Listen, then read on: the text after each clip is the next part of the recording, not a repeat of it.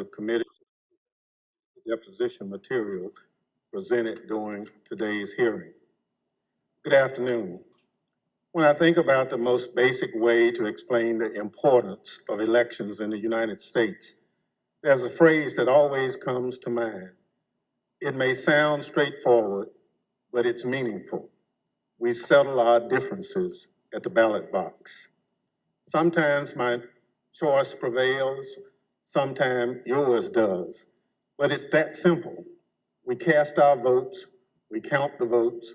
If something seems off with the results, we can challenge them in court, and then we accept the results. When you're on the losing side, that doesn't mean you have to be happy about it. And in the United States, there's plenty you can do and say so. You can protest, you can organize, you can get ready for the next election to try to make sure your side has a better chance the next time the people settle their differences at the ballot box. But you can't turn violent. You can't try to achieve your desired outcome through force or harassment or intimidation. Any real leader who sees their supporters going down that path, approaching that line, has a responsibility to say, sorry, stop. We gave it our best. We came up short. We try again next, settle our differences at the ballot box. On December 14th, 2020, the presidential election was officially over. The Electoral College had cast its vote. Joe Biden was the president-elect of the United States. By that point, many of Donald Trump's supporters were already convinced that the election had been stolen, because that's what Donald Trump had been telling them. So what Donald Trump was required to do in that moment, what would have been required of any American leader, was to say, we did our best and we came up short. He went the opposite way. He seized on the anger he had already stoked among his most loyal supporters, and as they approached the line, he didn't wave them off, he urged them on. Today, the committee will explain how, as a part of his last-ditch effort to overturn the election and block the transfer of power, Donald Trump summoned a mob to Washington, D.C., and ultimately spurred that mob to wage a violent attack on our democracy. Our colleagues, Ms. Murphy of Florida and Mr. Raskin of Maryland, will lay out this story. First, I'm pleased to recognize our distinguished Vice Chair, Ms. Cheney of Wyoming, for any opening comments she'd care to offer. Thank you very much, Mr. Chairman. Our committee did not conduct a hearing last week, but we did conduct an on-the-record interview of President Trump's former White House counsel, Pat Cipollone. If you have watched these hearings, you've heard us call for Mr. Cipollone to come forward to testify. He did, and Mr. Cipollone's testimony met our expectations.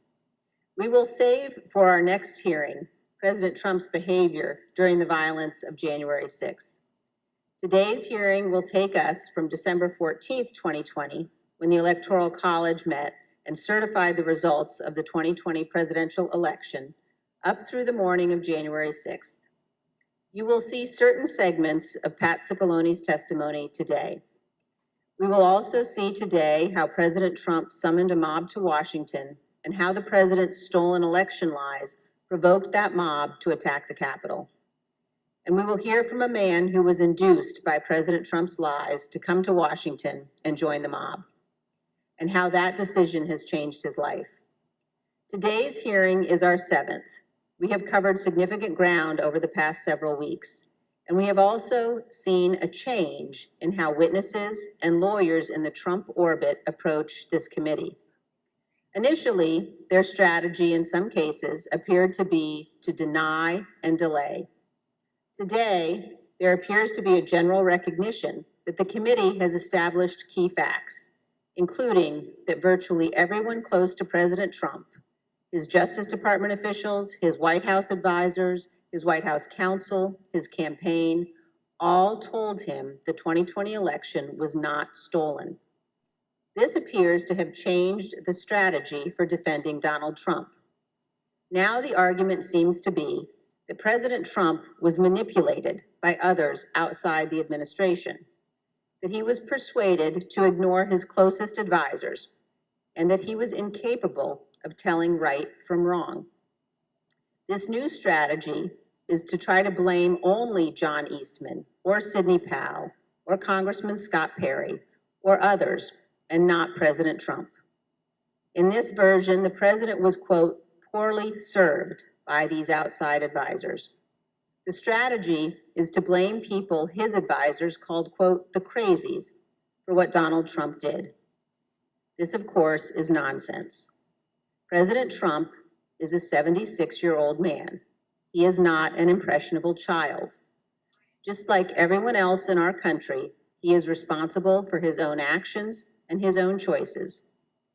As our investigation has shown, Donald Trump had access to more detailed and specific information showing that the election was not actually stolen than almost any other American, and he was told this over and over again. No rational or sane man in his position could disregard that information and reach the opposite conclusion. And Donald Trump cannot escape responsibility by being willfully blind. Nor can any argument of any kind excuse President Trump's behavior during the violent attack on January 6th. As you watch our hearing today, I would urge you to keep your eye on two specific points. First, you will see evidence that Trump's legal team, led by Rudy Giuliani, knew that they lacked actual evidence of widespread fraud sufficient to prove that the election was actually stolen. They knew it, but they went ahead with January 6th anyway. And second, consider how millions of Americans were persuaded to believe what Donald Trump's closest advisors in his administration did not. These Americans did not have access to the truth like Donald Trump did. They put their faith and their trust in Donald Trump. They wanted to believe in him. They wanted to fight for their country, and he deceived them. For millions of Americans, that may be painful to accept, but it is true. Thank you, Mr. Chairman. I yield back.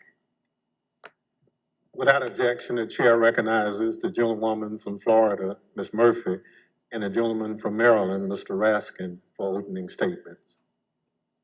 Thank you, Mr. Chairman. We know beyond a shadow of a doubt that then President Donald Trump lost in a free and fair election.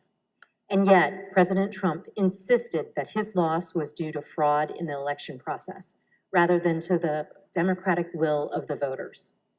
The president continued to make this claim despite being told again and again by the courts, by the Justice Department, by his campaign officials, and by some of his closest advisors that the evidence did not support this assertion. This was the big lie, and millions of Americans were deceived by it. Too many of our fellow citizens still believe it to this day. It's corrosive to our country and damaging to our democracy. As our committee has shown in prior hearings, following the election, President Trump relentlessly pursued multiple interlocking lines of effort, all with a single goal: to remain in power despite having lost.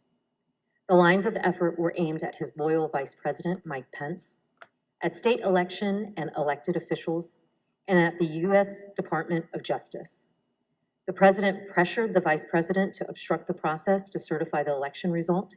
He demanded that state officials find him enough votes to overturn the election outcome in that state, and he pressed the Department of Justice to find widespread evidence of fraud.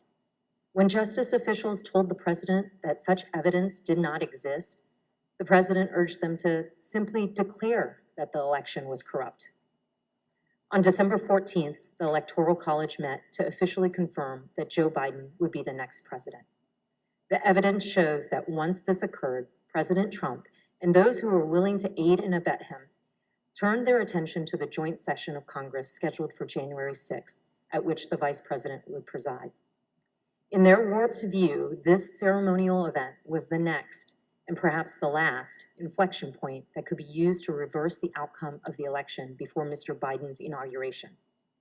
As President Trump put it, the vice president and enough members of Congress simply needed to summon the courage to act. To help them find that courage, the president called for backup. Early in the morning of December 19th, the president sent out a tweet urging his followers to travel to Washington, D.C. for January 6th. "Be there, we'll be wild," the president wrote. As my colleague, Mr. Raskin, will describe in detail, this tweet served as a call to action, and in some cases, as a call to arms for many of President Trump's most loyal supporters. It's clear the president intended the assembled crowd on the January 6th to serve his goal. And as you have already seen, and as you will see again today, some of those who were coming had specific plans. The president's goal was to stay in power for a second term despite losing the election. The assembled crowd was one of the tools to achieve that goal. And in today's hearing, we will focus on events that took place in the final weeks leading up to January 6th, starting in mid-December. And we'll add color and context to evidence you've already heard about, and we'll also provide additional new evidence. For example, you'll hear about meetings in which the president entertained extreme measures designed to help him stay in power, like the seizure of voting machines. We will show some of the coordination that occurred between the White House and members of Congress as it relates to January 6th. And some of these members of Congress would later seek pardons. We will also examine some of the planning for the January 6th protests, placing special emphasis on one rally planner's concerns about the potential violence. And we will describe some of the president's key actions on the evening of January 5th and the morning of January 6th, including how the president edited and ad-libbed his speech that morning at the Ellipse, directed the crowd to march to the Capitol, and spoke off script in a way that further inflamed an already angry crowd. I yield to the gentleman from Maryland, Mr. Raskin. Thank you, Ms. Murphy, Mr. Chairman, Madam Vice Chair. 4 days after the electors met across the country and made Joe Biden the president-elect, Donald Trump was still trying to find a way to hang on to the presidency. On Friday, December 18th, his team of outside advisors paid him a surprise visit in the White House that would quickly become the stuff of legend. The meeting has been called unhinged, not normal, and the craziest meeting of the Trump presidency. The outside lawyers who'd been involved in dozens of failed lawsuits had lots of theories supporting the big lie, but no evidence to support it. As we will see, however, they brought to the White House a draft executive order that they had prepared for President Trump to further his ends. Specifically, they proposed the immediate mass seizure of state election machines by the U.S. military. The meeting ended after midnight with apparent rejection of that idea. In the wee hours of December 19th, dissatisfied with his options, Donald Trump decided to call for a large and wild crowd on Wednesday, January 6th, the day when Congress would meet to certify the electoral votes. Never before in American history had a president called for a crowd to come contest the counting of electoral votes by Congress, or engaged in any effort designed to influence, delay, or obstruct the joint session of Congress in doing its work required by our Constitution and the Electoral Count Act. As we'll see, Donald Trump's 1:42 a.m. tweet electrified and galvanized his supporters, especially the dangerous extremists and the Oath Keepers, the Proud Boys, and other racist and white nationalist groups spoiling for a fight against the government. 3 rings of interwoven attack were now operating towards January 6th. On the inside ring, Trump continued trying to work to overturn the election by getting Mike Pence to abandon his oath of office as vice president and assert the unilateral power to reject electoral votes. This would have been a fundamental and unprecedented breach of the Constitution that would promise Trump multiple ways of staying in office. Meanwhile, in the middle ring, members of domestic violent extremist groups created an alliance, both online and in person, to coordinate a massive effort to storm, invade, and occupy the Capitol. By placing a target on the joint session of Congress, Trump had mobilized these groups around a common goal, emboldening them, strengthening their working relationships, and helping build their numbers. Finally, in the outer ring, on January 6th, there assembled a large and angry crowd, the political force that Trump considered both the touchstone and the measure of his political power. Here were thousands of enraged Trump followers, thoroughly convinced by the big lie, who traveled from across the country to join Trump's wild rally to stop the steal. With the proper incitement by political leaders and the proper instigation from the extremists, many members of this crowd could be led to storm the Capitol, confront the vice president in Congress, and try to overturn the 2020 election result. All of these efforts would converge and explode on January the 6th. Mr. Chairman, as you know better than any other member of this committee from the wrenching struggle for voting rights in your beloved Mississippi, the problem of politicians whipping up mob violence to destroy fair elections is the oldest domestic enemy of constitutional democracy in America. Abraham Lincoln knew it too. In 1837, a racist mob in Alton, Illinois, broke into the offices of an abolitionist newspaper and killed its editor, Elijah Lovejoy. Lincoln wrote a speech in which he said that no transatlantic military giant could ever crush us as a nation, even with all of the fortunes in the world. But if downfall ever comes to America, he said, we ourselves would be its author and finisher. If racist mobs are encouraged by politicians to rampage and terrorize, Lincoln said, they will violate the rights of other citizens and quickly destroy the bonds of social trust necessary for democracy to work. Mobs and demagogues will put us on a path to political tyranny, Lincoln said. As we'll see today, this very old problem has returned with new ferocity today as a president who lost an election deployed a mob which included dangerous extremists to attack the constitutional system of election and the peaceful transfer of power. And as we'll see, the creation of the internet and social media has given today's tyrants tools of propaganda and disinformation that yesterday's despots could only have dreamed of. I yield back to the gentle lady from Florida, Ms. Murphy. Article 2 of the United States Constitution establishes the Electoral College. Each state's laws provide that electors are to be chosen by a popular vote. And on December 14th, 2020, electors met in all 50 states and the District of Columbia to cast their votes. Joseph Biden won by a margin of 306 to 232.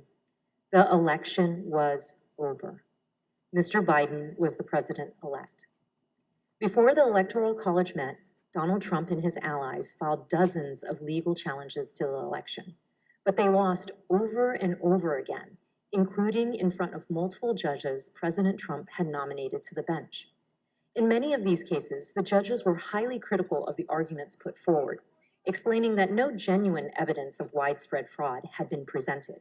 For example, a federal judge in Pennsylvania said, "This court has been presented with strained legal arguments without merit and speculative accusations unsupported by evidence.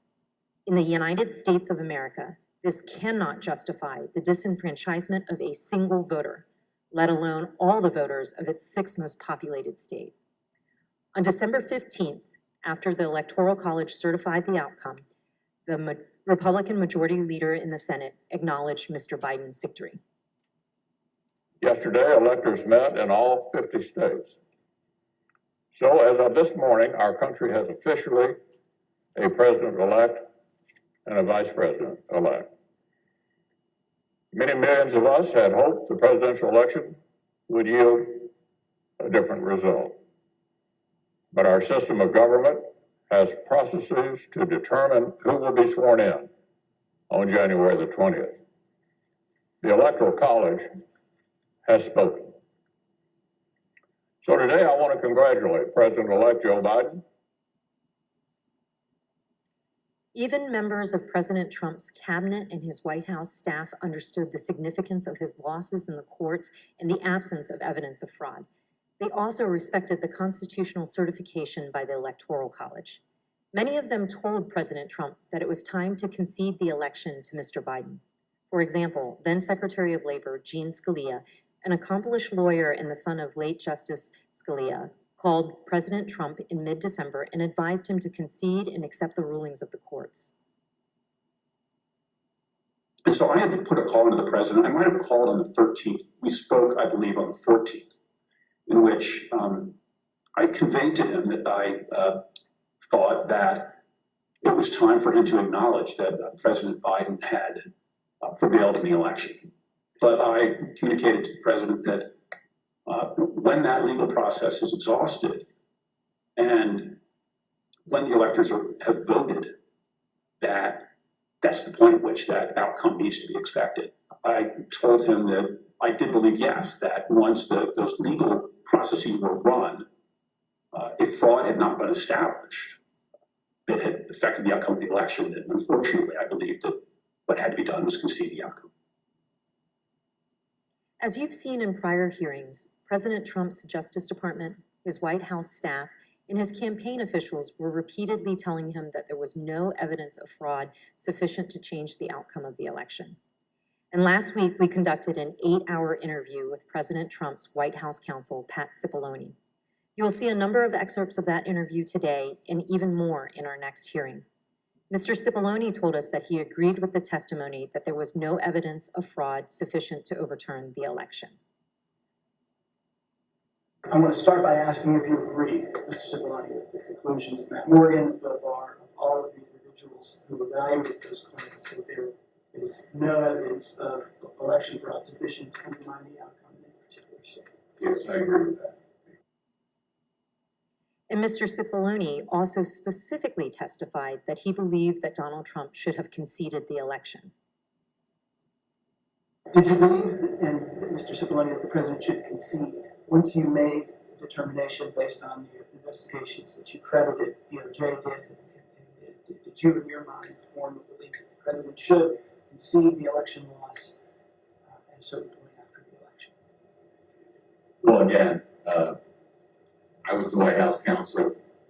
Some of those decisions are political. So to the extent that, but if your question is, did I believe we should concede the election at a point in time? Yes, I did. I believe Leader McConnell went on to the floor of the Senate, I believe in mid-December, and basically said, the process is done. That would be in line with my thinking on these things. As Attorney General Bill Barr testified, December 14th should have been the end of the matter. December 14th was the day that the states certified their votes and sent them to Congress. And in my view, that was the end of the matter. I didn't see, I thought that this would lead inexorably to a new administration. Mr. Cipollone also testified that the president's chief of staff, Mark Meadows, said he shared this view. As early as that November 23rd meeting, we understand that there was discussion about the president possibly conceding the election. And specifically, we understand that Mark Meadows assured both you and Attorney General Barr that the president would eventually agree to a graceful exit. Do you remember Mr. Meadows making any such representation? Are you saying as part of that meeting or separately? Again, without getting into that meeting, I would say that is a statement and a sentiment that I heard from Mark Meadows. I see. And again, do you know if it was on November 23rd or some point? Again, it was probably, around that time, and it was probably subsequent to that time. It wasn't a long time statement. Mr. Meadows has refused to testify, and the committee is in litigation with him. But many other White House officials shared the view that once the litigation ended and the Electoral College met, the election was over. And here's President Trump's former press secretary. I wanted to clarify, Ms. McEnany, so back to my previous question, it was your view then, or was it your view that the efforts to overturn the election should have stopped once the litigation was complete? In my view, upon the conclusion of litigation, was when I began to plan for life after the administration. And this is what Ivanka Trump told us. December 14th was the day on which the Electoral College met, when these electors around the country met and cast the electoral votes consistent with the popular vote in each state. And it was obviously a public proceeding or a series of proceedings that President Biden had obtained the requisite number of electors. Was that an important day for you? Did that affect sort of your planning or your realization as to whether or not there was going to be an end of this administration? I think so. I think it was my sentiment probably prior as well. Judd Deere was a White House deputy press secretary. This was his testimony about what he told President Trump. I told him that my personal viewpoint was that the Electoral College had met, which is the system that our country is set under to elect a president and vice president. And I believed at that point that the means for him to pursue litigation was probably closed. And you recall what his response, if any, was? He disagreed. We've also seen this testimony from Attorney General Barr reflecting a view of the White House staff in late November 2020. And then at that point I left. And as I walked out of the Oval Office, Jared was there with Dan Scavino, who ran the president's social media, and who I thought was a reasonable guy and believe is a reasonable guy. And I said, how long is he going to carry on with this stolen election stuff? Where's this going to go? And by that time, Meadows had caught up with me and leaving the office, and caught up with me and said that he said, look, I think that he's becoming more realistic and knows that there's a limit to how far he can take this. And then Jared said, yeah, we're working on this. We're working on it. Likewise, in this testimony, Cassidy Hutchinson, an aide to Mark Meadows, described her conversations with President Trump's Director of National Intelligence, John Ratcliffe, a former Republican congressman. He had expressed to me that he was concerned that it could spiral out of control and potentially be dangerous, either for our democracy or the way that things were going for the six. Of course, underlying all of this is the fundamental principle that the President of the United States cannot simply disregard the rulings of state and federal courts, which are empowered to address specific election-related claims. The President cannot simply pretend that the courts had not ruled. By that time, the President or his associates had lost 60 out of 61 cases that they had brought to challenge different aspects of the election in a number of states. They lost 60 out of 61 of those cases. So by the time we get to January 3rd, that's been clear. I assume, Pat, that you would agree the President is obligated to abide by the rulings of the courts. Of course. And I assume you also Everybody is obligated to abide by rules, of course. and I assume you also would agree the President has a particular obligation to take care that the laws be faithfully executed. That is one of the president's obligations, correct? Yet President Trump disregarded these court rulings and the counsel from his closest advisors and continued his efforts to cling to power. In our prior hearings, you have heard considerable testimony about President Trump's attempts to corruptly pressure Vice President Pence to refuse to count electoral votes, to corrupt the Department of Justice, to pressure state officials and state legislatures, and to create and submit a series of fake electoral slates.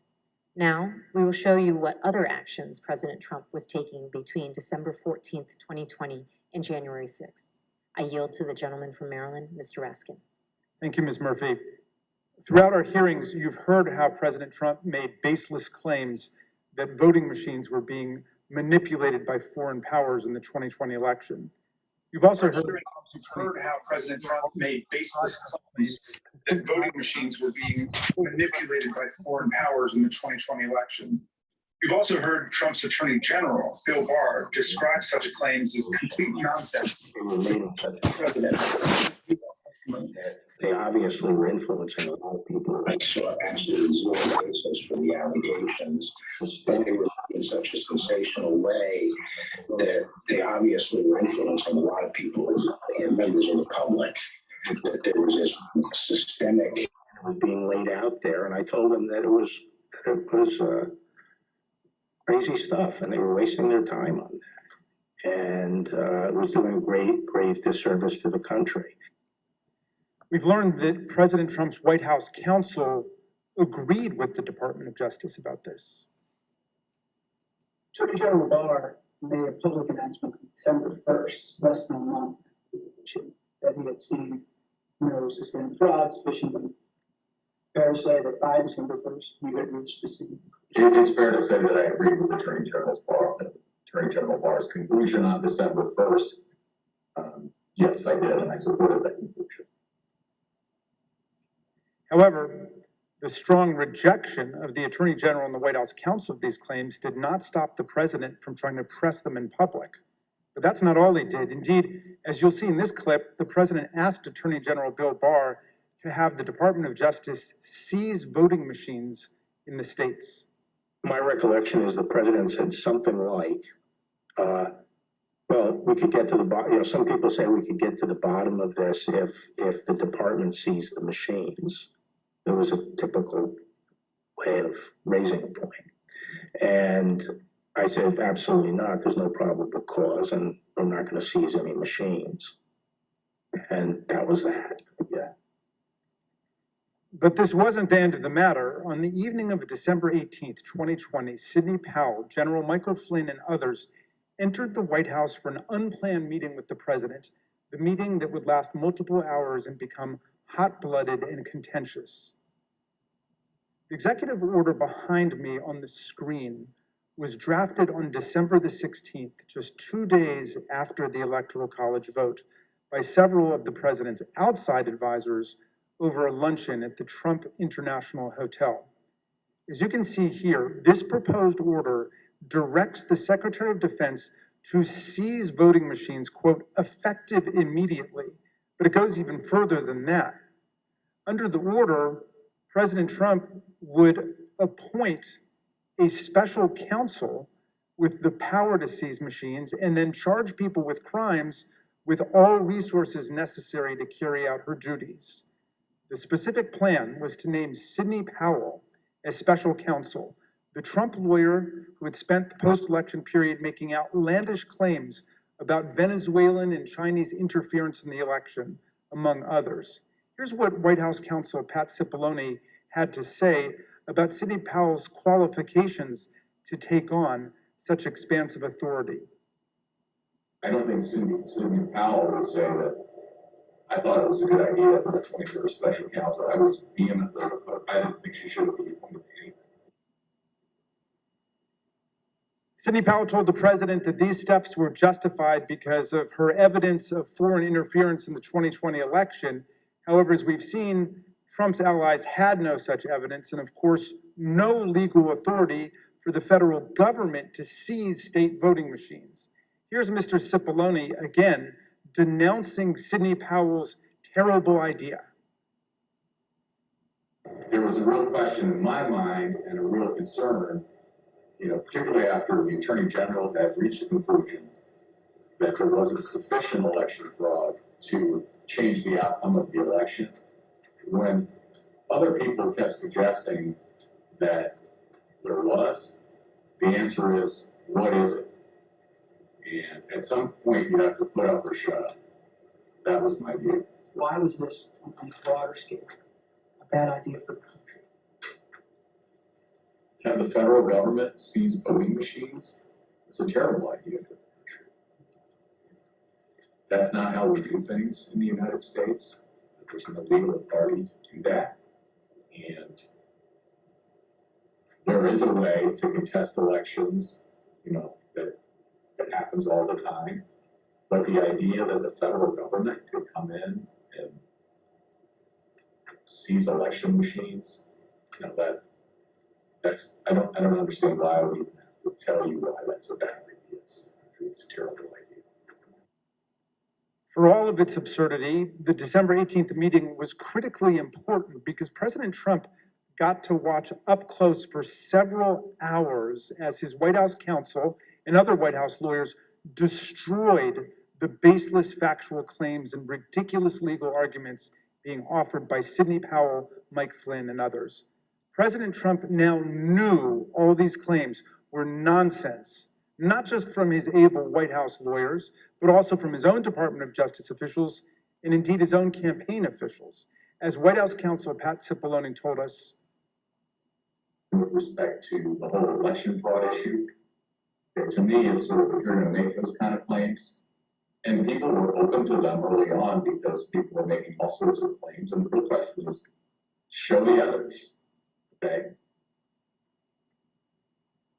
it wasn't just the Justice Department, the Trump campaign, and the Trump White House lawyers who knew it. Even Rudy Giuliani's own legal team admitted that they did not have any real evidence of fraud sufficient to change the election result. Here's an email from Rudy Giuliani's lead investigator, Bernie Kerik, on December 28, 2020, to Chief of Staff Mark Meadows. Mr. Kerik did not mince any words. We can do all the investigations we want later, but if the president plans on winning, it's the legislators that have to be moved, and this will do just that. Mr. Kerik wanted the president to win. What he didn't say in this email was what he would later tell the Select Committee in a letter that his lawyer wrote to us in November. The letter said, quote, "It was impossible for Mr. Kerik and his team to determine conclusively whether there was widespread fraud or whether that widespread fraud would have altered the outcome of the election." In other words, even Rudy Giuliani's own legal team knew before January 6th that they hadn't collected enough actual evidence to support any of their stolen election claims. Here's what Trump campaign senior advisor Jason Miller told the committee about some of the so-called evidence of fraud that the campaign had seen from the Giuliani team. So do you know what the examples of fraud, numbers, names, and supporting evidence was that you sent to Mo Brooks's office? And when I say you, I mean you or the campaign. There are some very, very general documents as far as,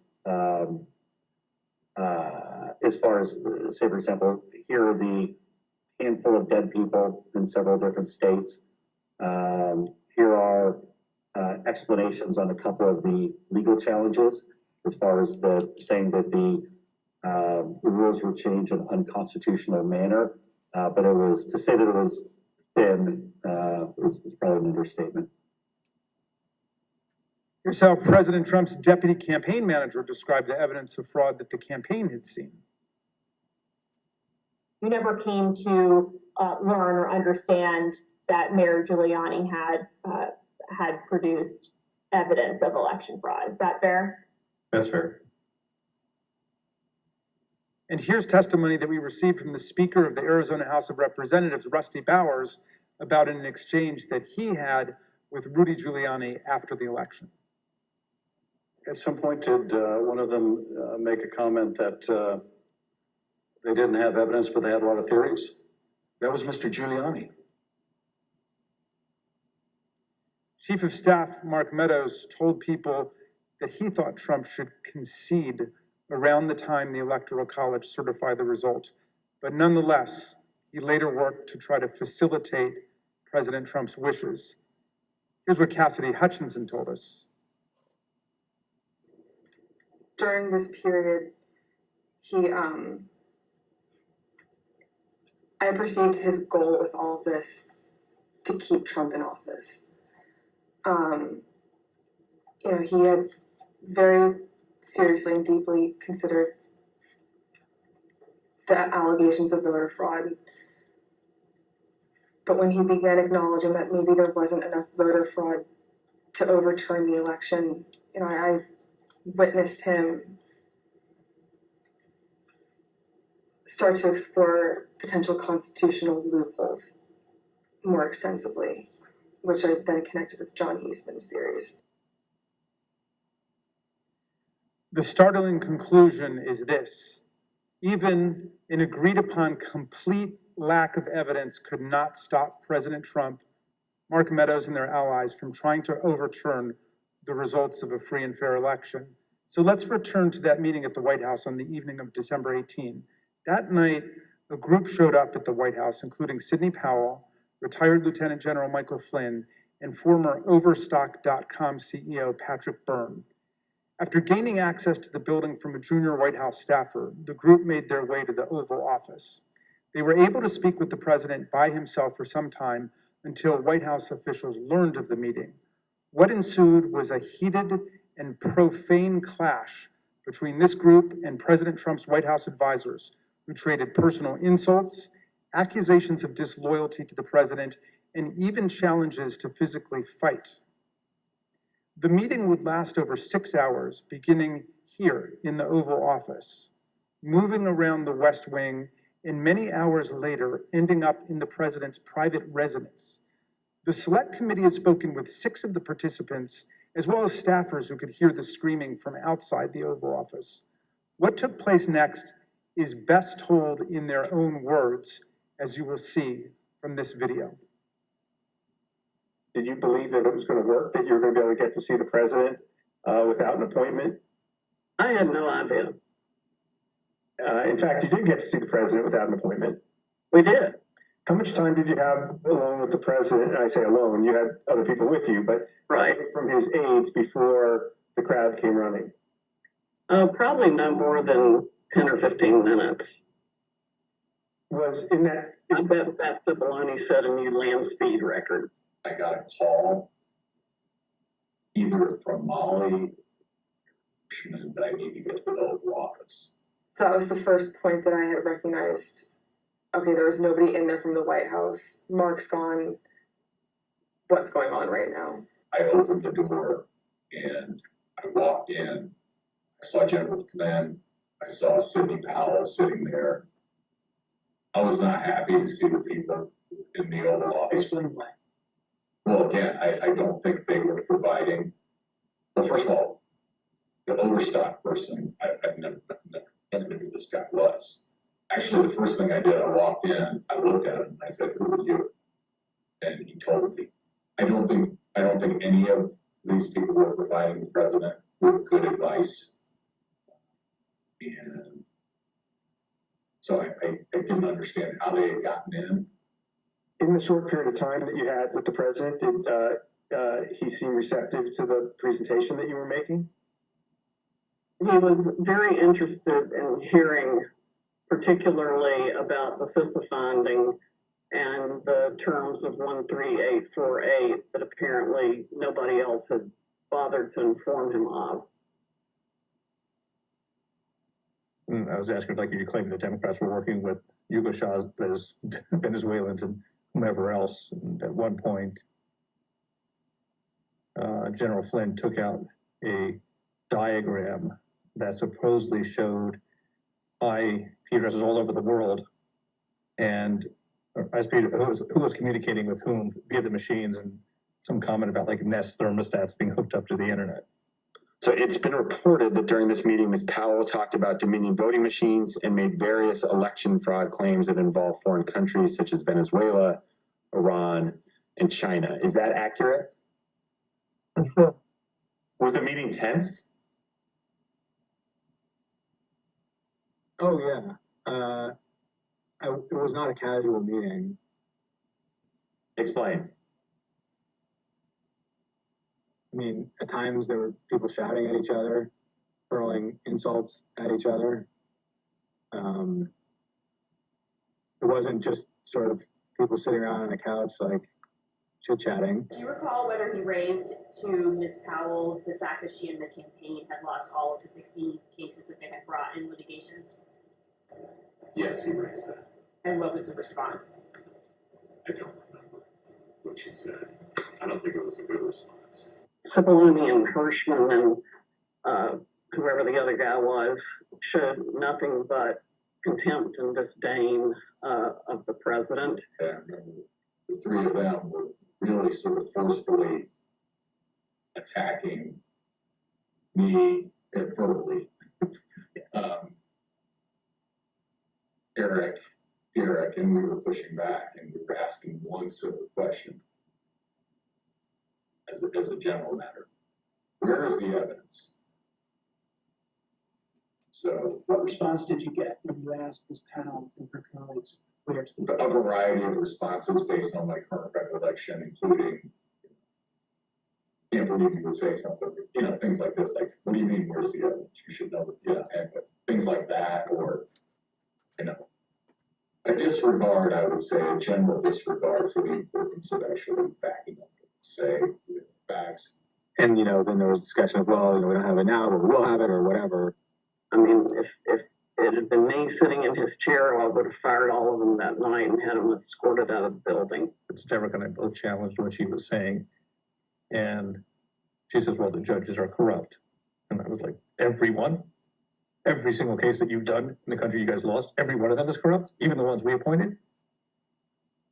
And I'm being nice, I was much more harsh to her.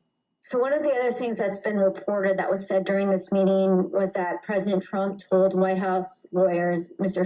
Hirschman and Mr. Cipollone, that they weren't offering him any solutions, but Ms. Powell and others were. So why not try what Ms. Powell and others were proposing? Do you remember anything along those lines being said by President Trump? I do. That sounds right. I think that it got to the point where the screaming was completely out there. I mean, you get people walk in, it was late at night, it had been a long day, and what they were proposing, I thought was nuts. I'm gonna categorically describe it as, you guys are not tough enough. Or maybe I put it another way, you're a bunch of pussies. Excuse the expression, but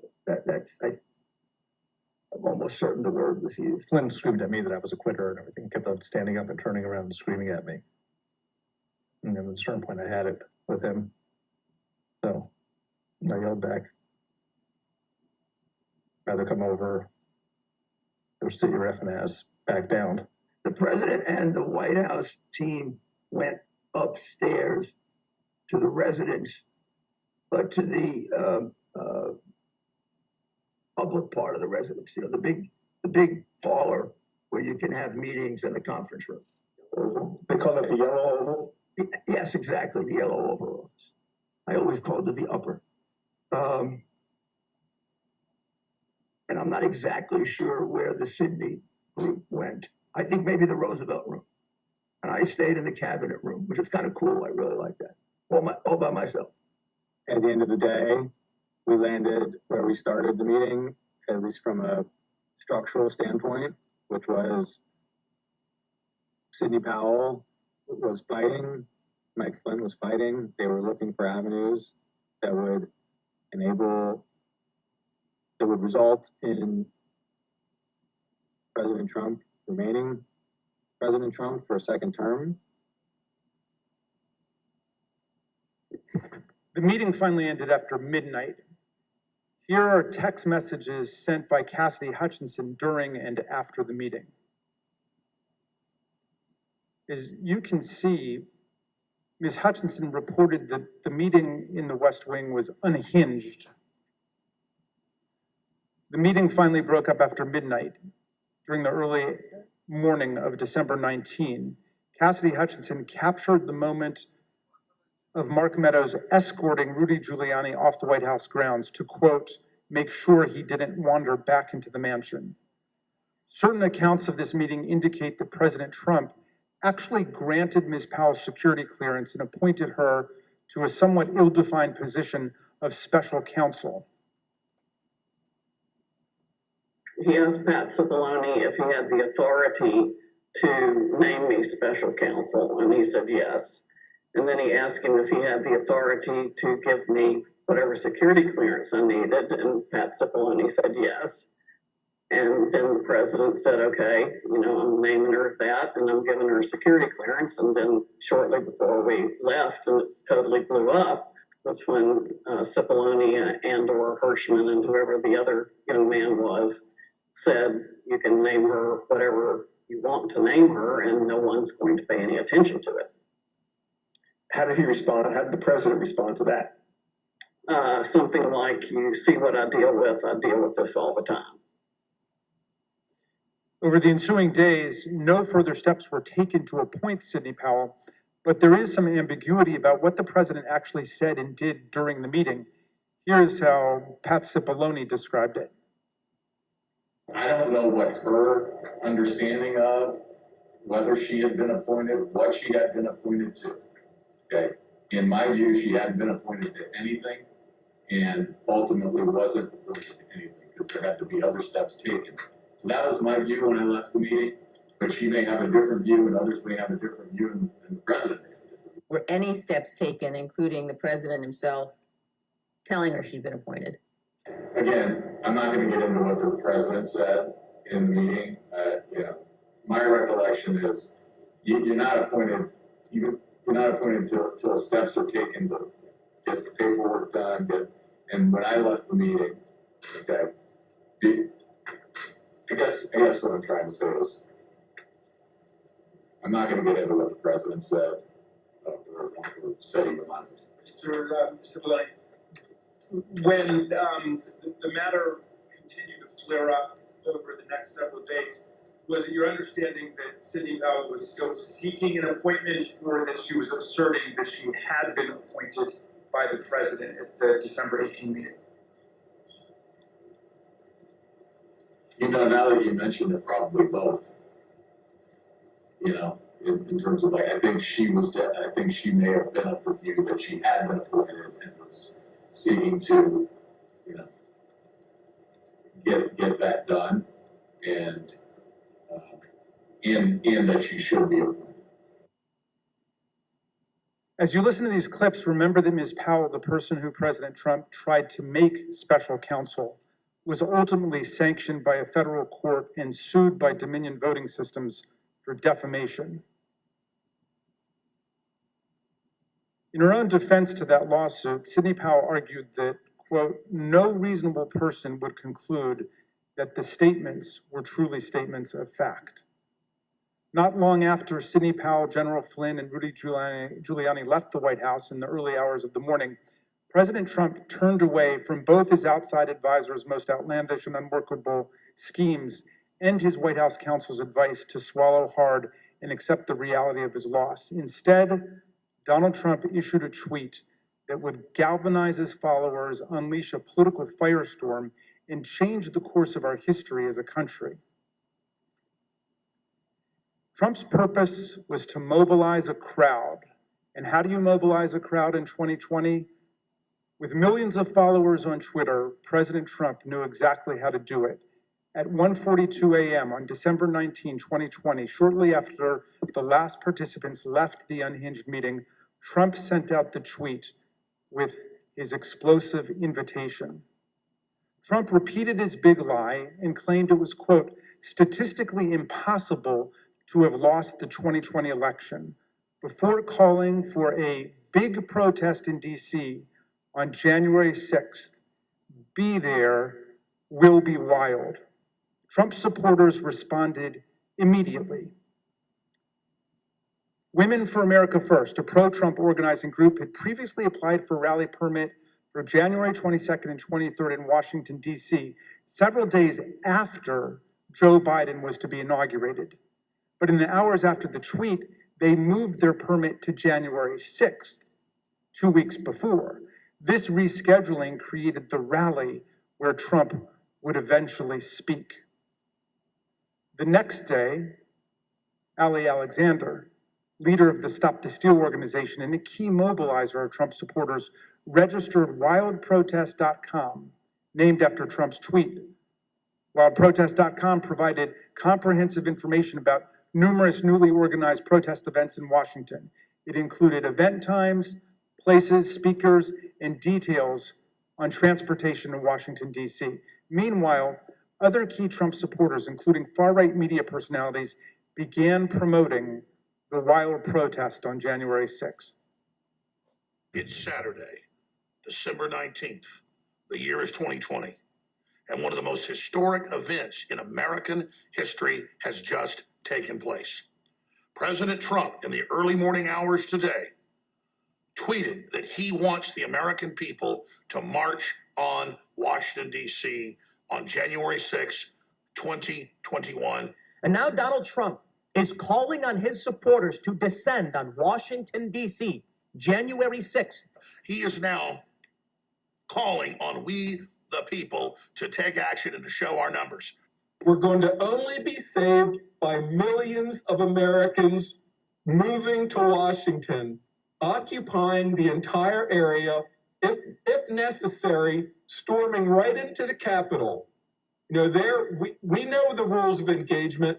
If you have enough people, you can push down any kind of a fence or a wall. This could be Trump's last stand. And it's a time when he has specifically called on his supporters to arrive in D.C. That's something that may actually be the big push Trump supporters need to say, this is it. It's now or never. You better understand something, son. You better understand something. Red wave, bitch.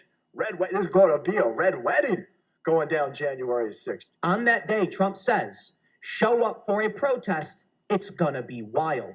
And based on what we've already seen from the previous events, I think Trump is absolutely correct. Motherfucker, you better look outside. You better look out January 6th. Kick that fucking door open. Look down the street. There's going to be 1 million plus geeked up armed Americans.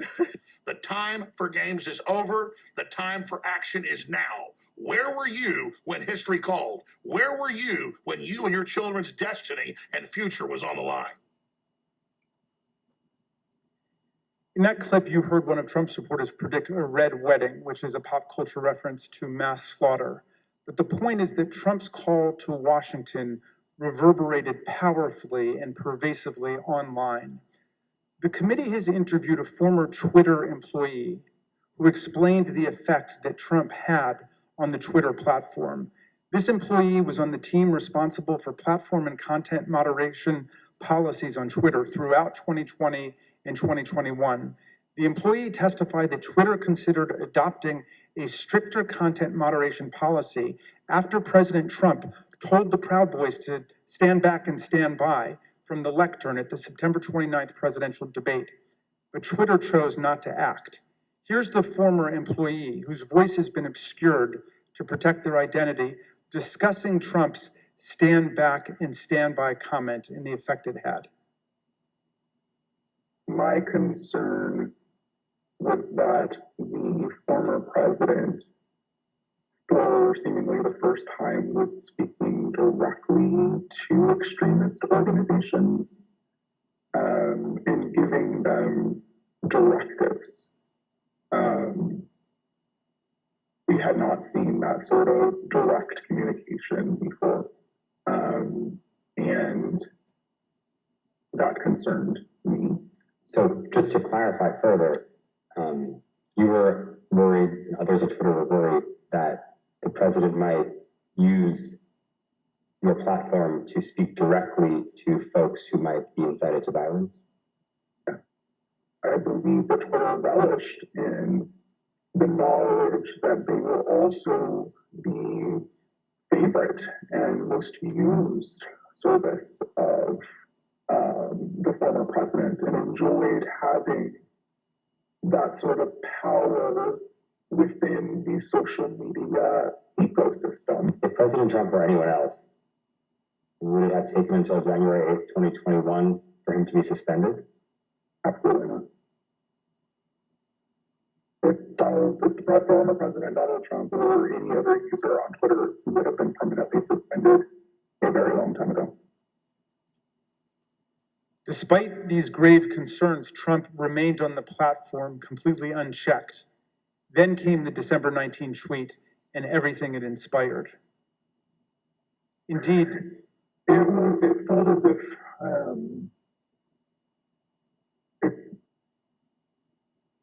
a mob was being organized, and they were gathering together their weaponry and their logic and their reasoning behind behind why they were prepared to fight prior to December 19th. Again, it was vague. It was non-specific, but very clear that individuals were ready, willing, and able to take up arms.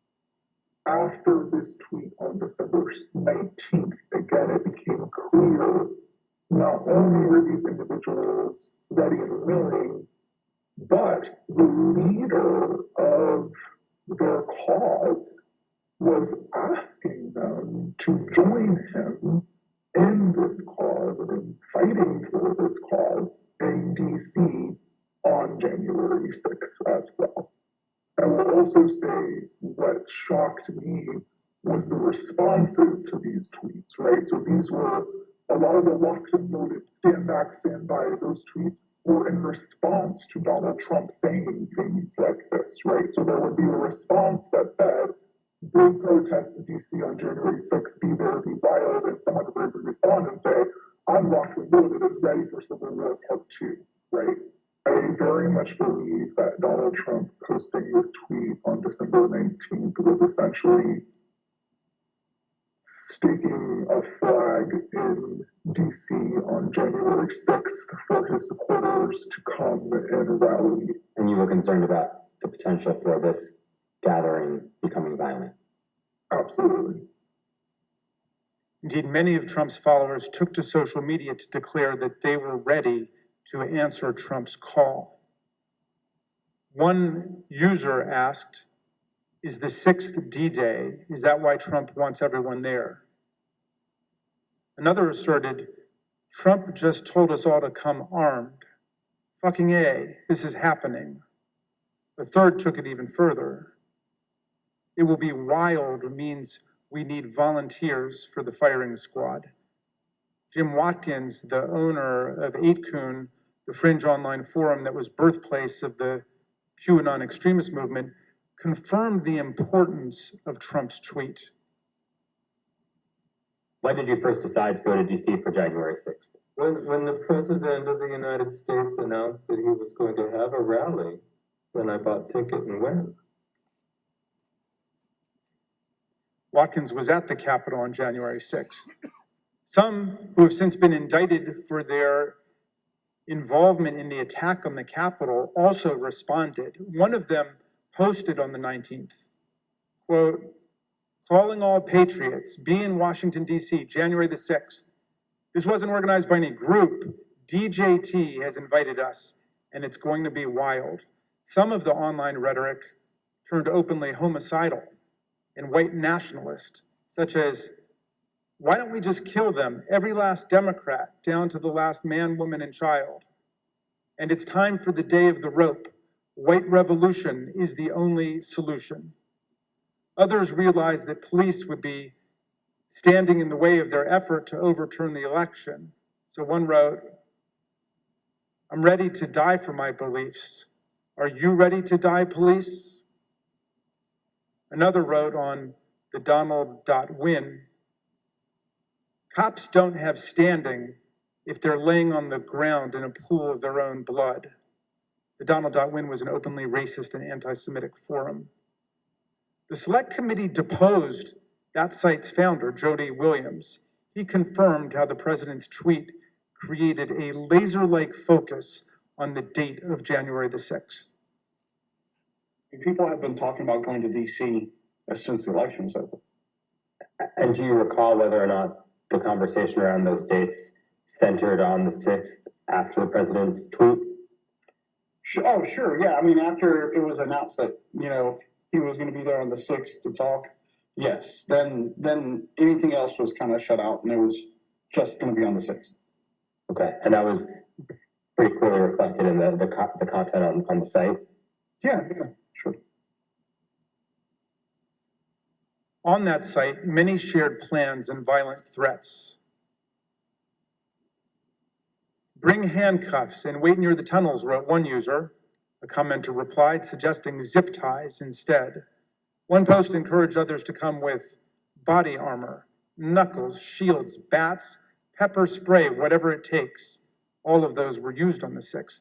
The post concluded, join your local Proud Boys chapter as well. The Donald.win featured discussions of the tunnels beneath the Capitol complex, suggestions for targeting members of Congress, and encouragement to attend this once-in-a-lifetime event. While Trump supporters grew more aggressive online, he continued to rile up his base on Twitter. He said there was overwhelming evidence that the election was the biggest scam in our nation's history. As you can see, the president continued to boost the event, tweeting about it more than a dozen times in the lead up to January the 6th. Mr. Chairman, I reserve. The chair requests that those in the hearing room remain seated until the Capitol Police have escorted members from the room. Pursuant to the order of the committee of today, the chair declares the committee in recess for a period of approximately 10 minutes. And Mr. Chairman, President Trump's tweet drew tens of thousands of Americans to Washington to form the angry crowd that would be transformed on January the 6th into a violent mob. Dr. Donnell. That some very, very violent individuals were organizing to come to DC. And not only were they organizing to come to DC, but they were, these groups, these non-aligned groups were aligning. And so all the red flags went up at that point.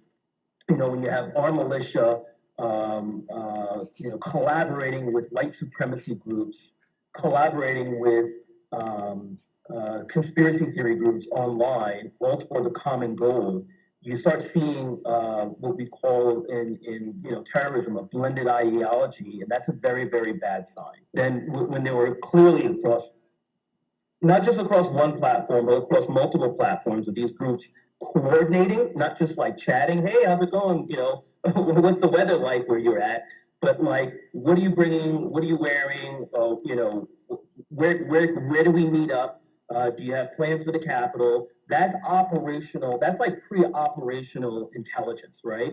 And that is something that's clearly alarming. The Proud Boys and the Oath Keepers are two key groups that responded immediately to President Trump's call. The Proud Boys are a far-right street-fighting group that glorifies violence and white supremacy. The Oath Keepers are extremists who promote a wide range of conspiracy theories and sought to act as a private paramilitary force for Donald Trump. The Department of Justice has charged leaders of both groups with seditious conspiracy to overthrow the government of the United States on January the 6th. Trump's December 19th tweet motivated these two extremist groups, which have historically not worked together to coordinate their activities. December 19th at 10:22 a.m., just hours after President Trump's tweet, Kelly Meggs, the head of the Florida Oath Keepers, declared an alliance among the Oath Keepers, the Proud Boys, and the Florida 3%ers, another militia group.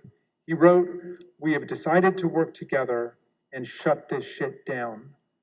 Phone records obtained by the Select Committee show that later that afternoon, Mr. Meggs called Proud Boys leader Enrique Terrio, and they spoke for several minutes. The very next day, the Proud Boys got to work. The Proud Boys launched an encrypted chat called the Ministry of Self-Defense. The committee obtained hundreds of these messages, which show strategic and tactical planning about January the 6th, including maps of Washington, D.C. that pinpoint the location of police. In the weeks leading up to the attack, leaders in both the Proud Boys and the Oath Keepers worked with Trump allies. One such ally was Lieutenant General Michael Flynn, Trump's former national security advisor and one of the participants in the unhinged meeting at the White House on December 18th.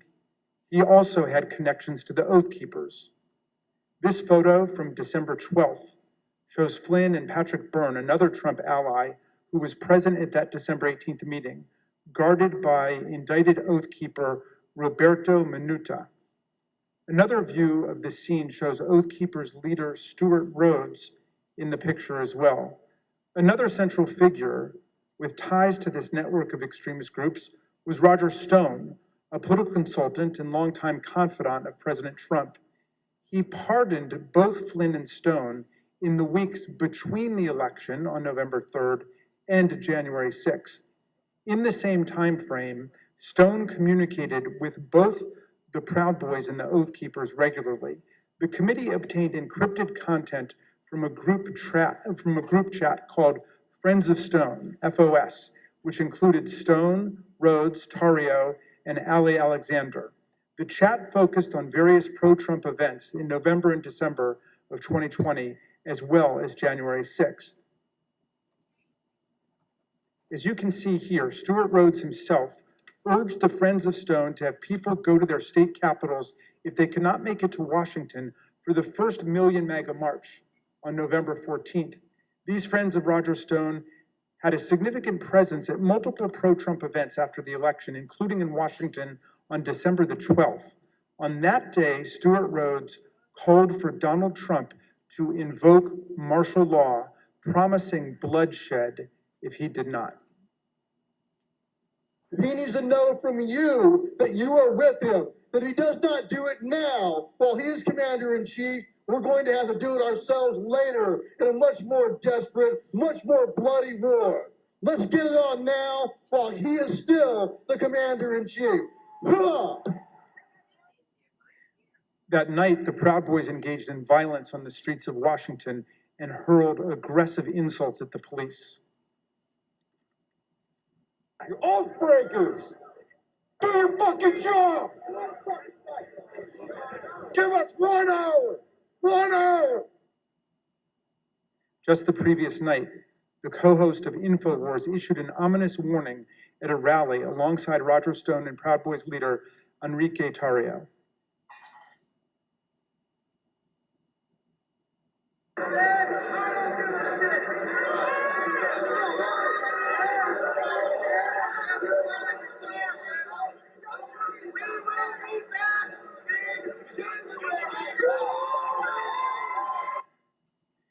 Encrypted chats obtained by the Select Committee show that Kelly Meggs, the indicted leader of the Florida Oath Keepers, spoke directly with Roger Stone about security on January 5th and 6th.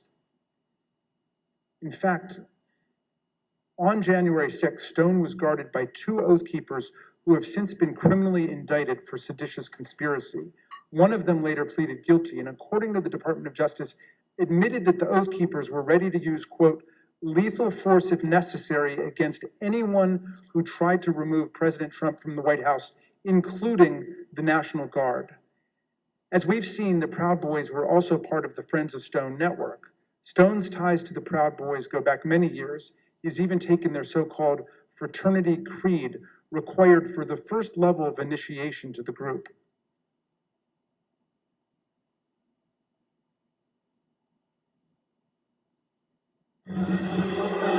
Hi, I'm Roger Stone. I'm a Western chauvinist.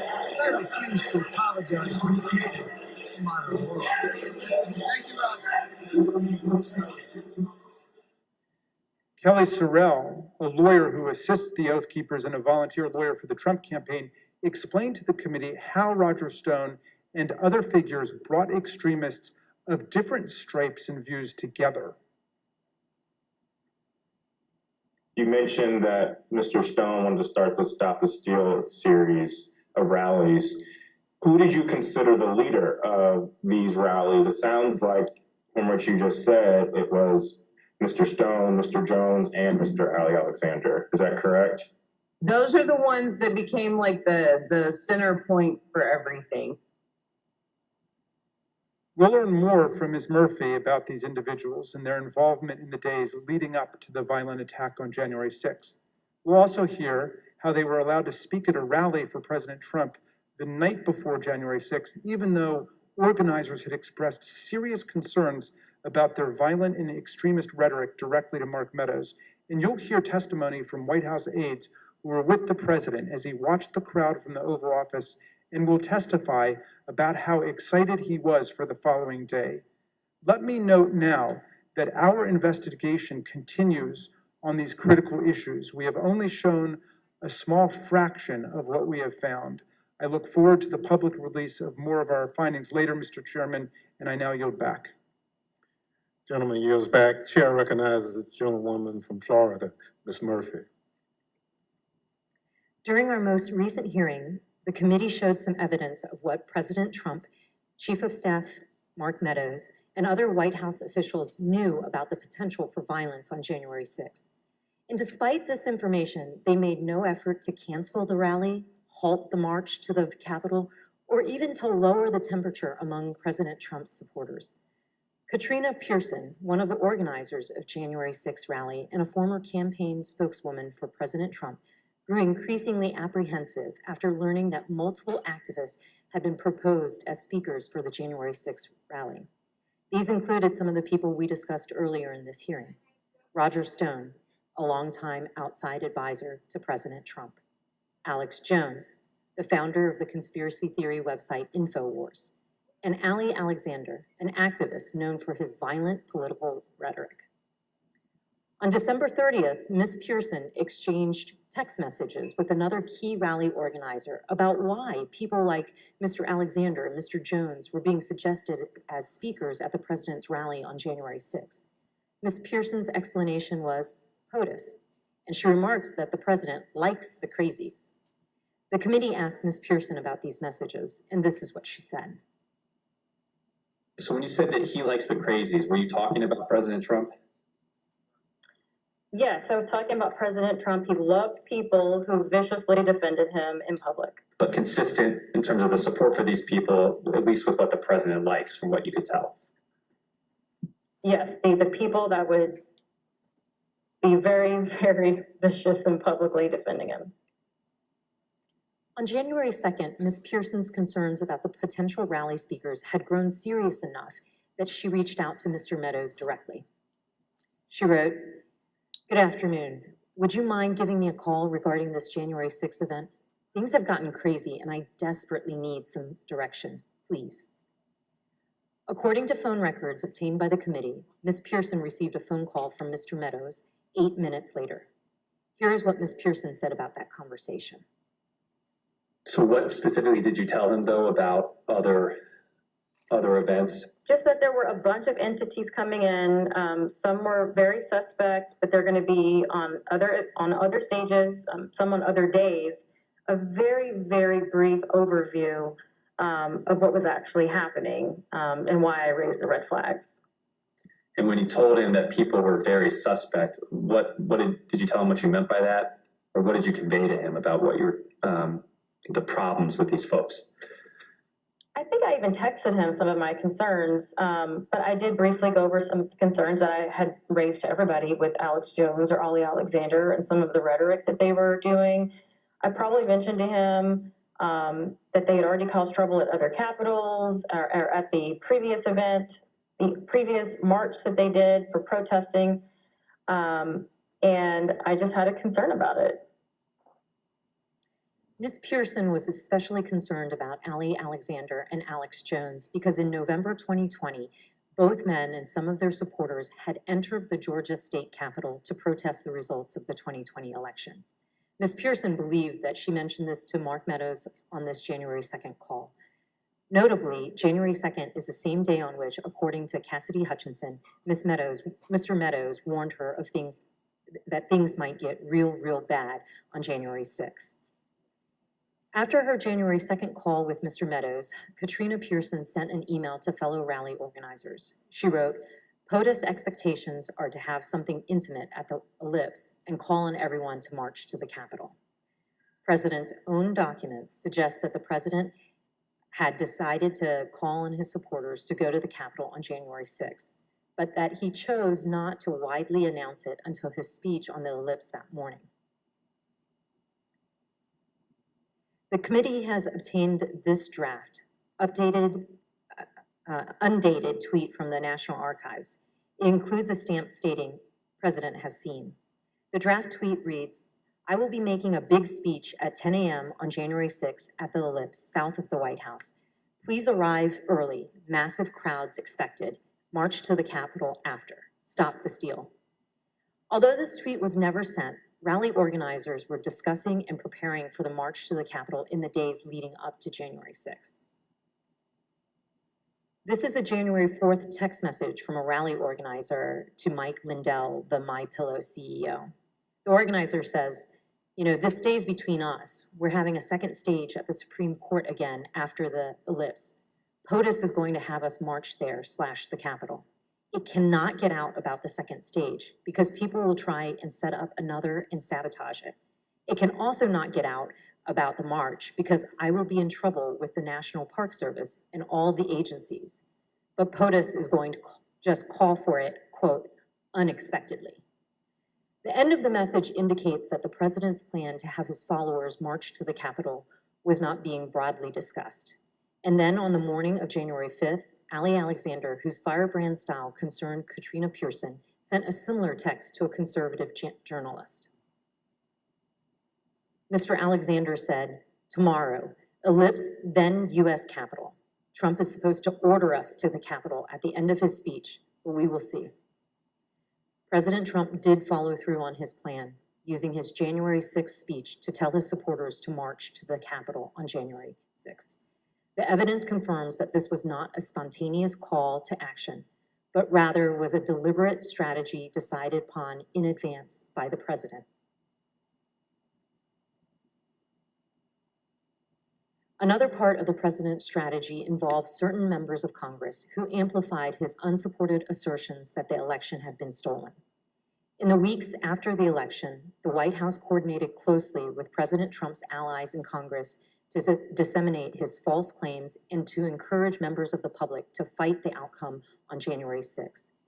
We know that the president met with various members to discuss January 6th well before the joint session.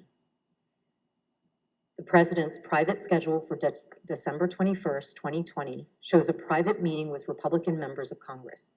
We know that Vice President Pence, Chief of Staff Mark Meadows, and Rudy Giuliani also attended that meeting. We obtained an email that was sent from Congressman Mo Brooks of Alabama to Mark Meadows setting up that meeting. The subject line is White House meeting December 21st regarding January 6th.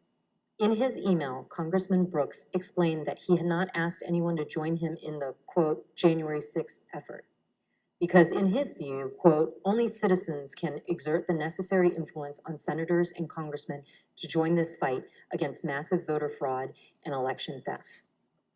At this point, you may also recall testimony given in our earlier hearing by Acting Attorney General Richard Donahue, who said that the president asked the Department of Justice to, quote, just say that the election was corrupt and leave the rest to me and the Republican congressmen.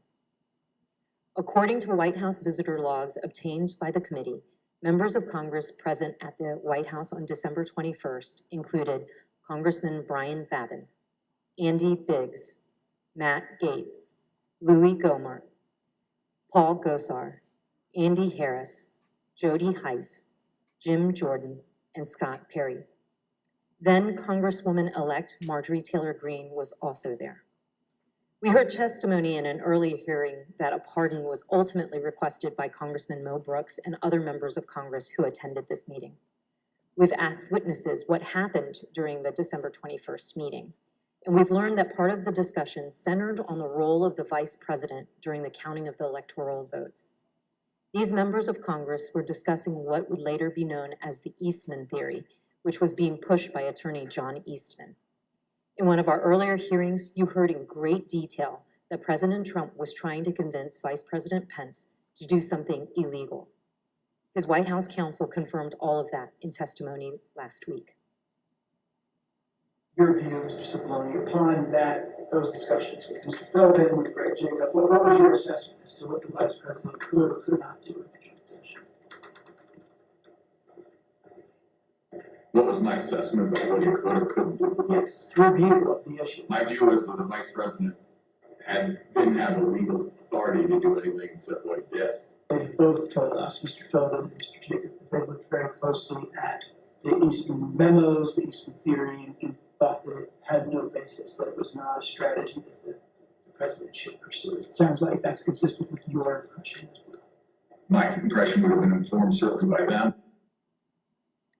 Campaign senior advisor Jason Miller told us that Mr. Cipollone thought John Eastman's theories were nutty, something Mr. Cipollone wouldn't refute.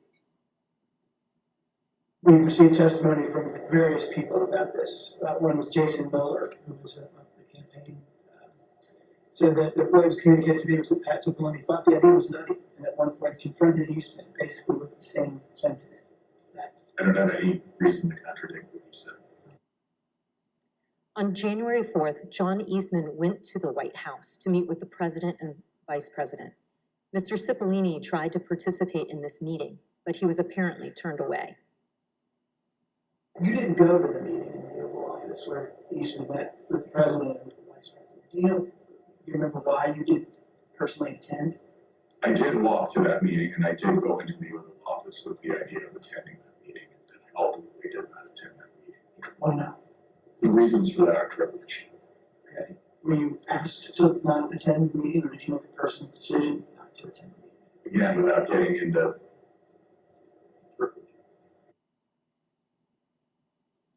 Recall that Greg Jacob, the vice president's counsel, stated that Mr. Eastman acknowledged he would lose 9-0 if his legal theory were challenged in the Supreme Court. Mr. Cipollone had reviewed Mr. Eastman's legal theory and expressed his view repeatedly that the vice president was right. He even offered to take the blame for the vice president's position.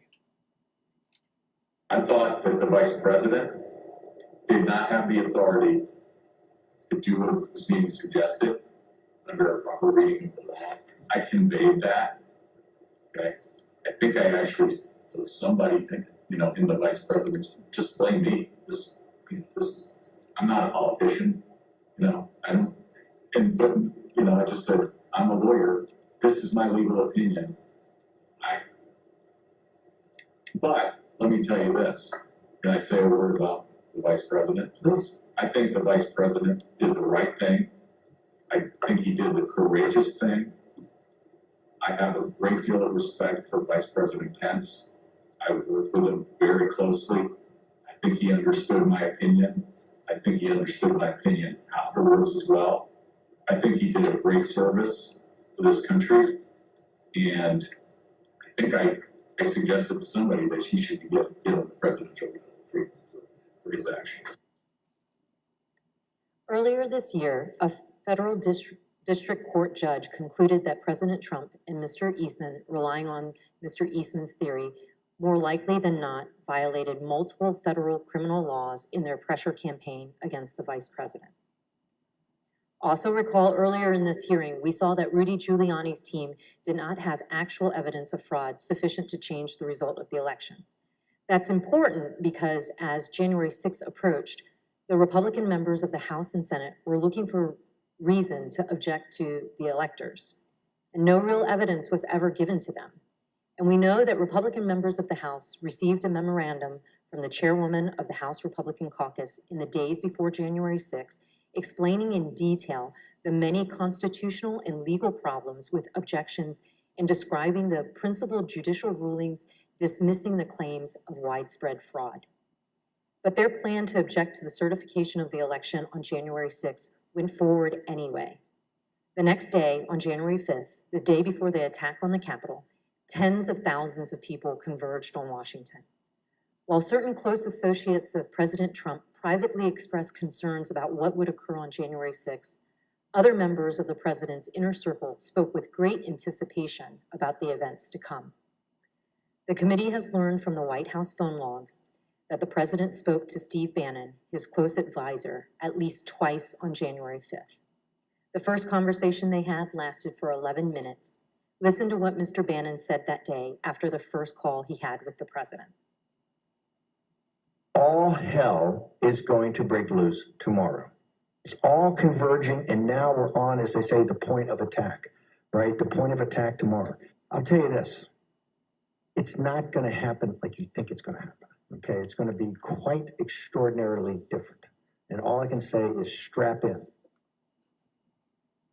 From those same phone logs, we know that the president and Mr. Bannon spoke again on the phone that evening, this time for 6 minutes. That same day, on the eve of January 6th, supporters of President Trump gathered in Washington, D.C. at another rally.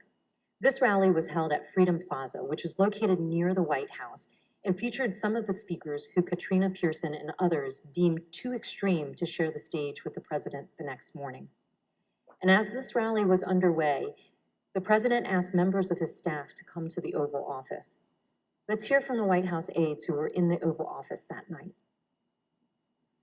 I was in the Oval Office, and he had asked me to open the door so that he could hear. I guess there was a concert or a rap or something going on. Did he say anything other than just open the door? He made a comment. I don't remember specifically what he said, but there was a lot of energy. When we walked in, the staff was kind of standing up and assembled along the wall, and the president was at the desk, and Dan Scavino was on the couch, and the president was dictating a tweet that he wanted Scavino to send out. Then the president started talking about the rally the next day. He had the door of the Oval open to the Rose Garden because you could hear the crowd already assembled outside on the ellipse, and they were playing music, and it was so loud that you could feel it shaking in the Oval. He was in a very good mood, and I say that because he had not been in a good mood for weeks leading up to that, and then it seemed like he was in a fantastic mood that evening. He asked if members of Congress would be with him tomorrow. And what do you understand by meaning voting in his favor as opposed to physically with him or anything like that? Yeah, and I took that to mean not voting to certify the election. Then he did look to the staff and ask for ideas of how, if I recall, he said that we could make the rhinos do the right thing, is the way he phrased it. And no one spoke up initially because I think everyone was trying to process what that he meant by that. The president was making notes then, talking then about we should go up to the Capitol. What's the best route to go to the Capitol? I said he should focus on policy accomplishments. I didn't mention. What was his response? He acknowledged that and said we've had a lot, something along those lines, and then he fairly quickly moved to how fired up the crowd was going to be. And what did he say about it? Just that they were fired up, they were angry, they feel like the election has been stolen, that the election was rigged. Did he give any indication of how he knew that the crowd was fired up or angry? He continued to reference being able to hear them outside. Through the open door of the Oval Office, the president could hear the sound of the crowd and the music at the rally at the Freedom Plaza. And these are some of the things that they were saying there at the plaza, just blocks from where the president sat that evening, excited for the next day.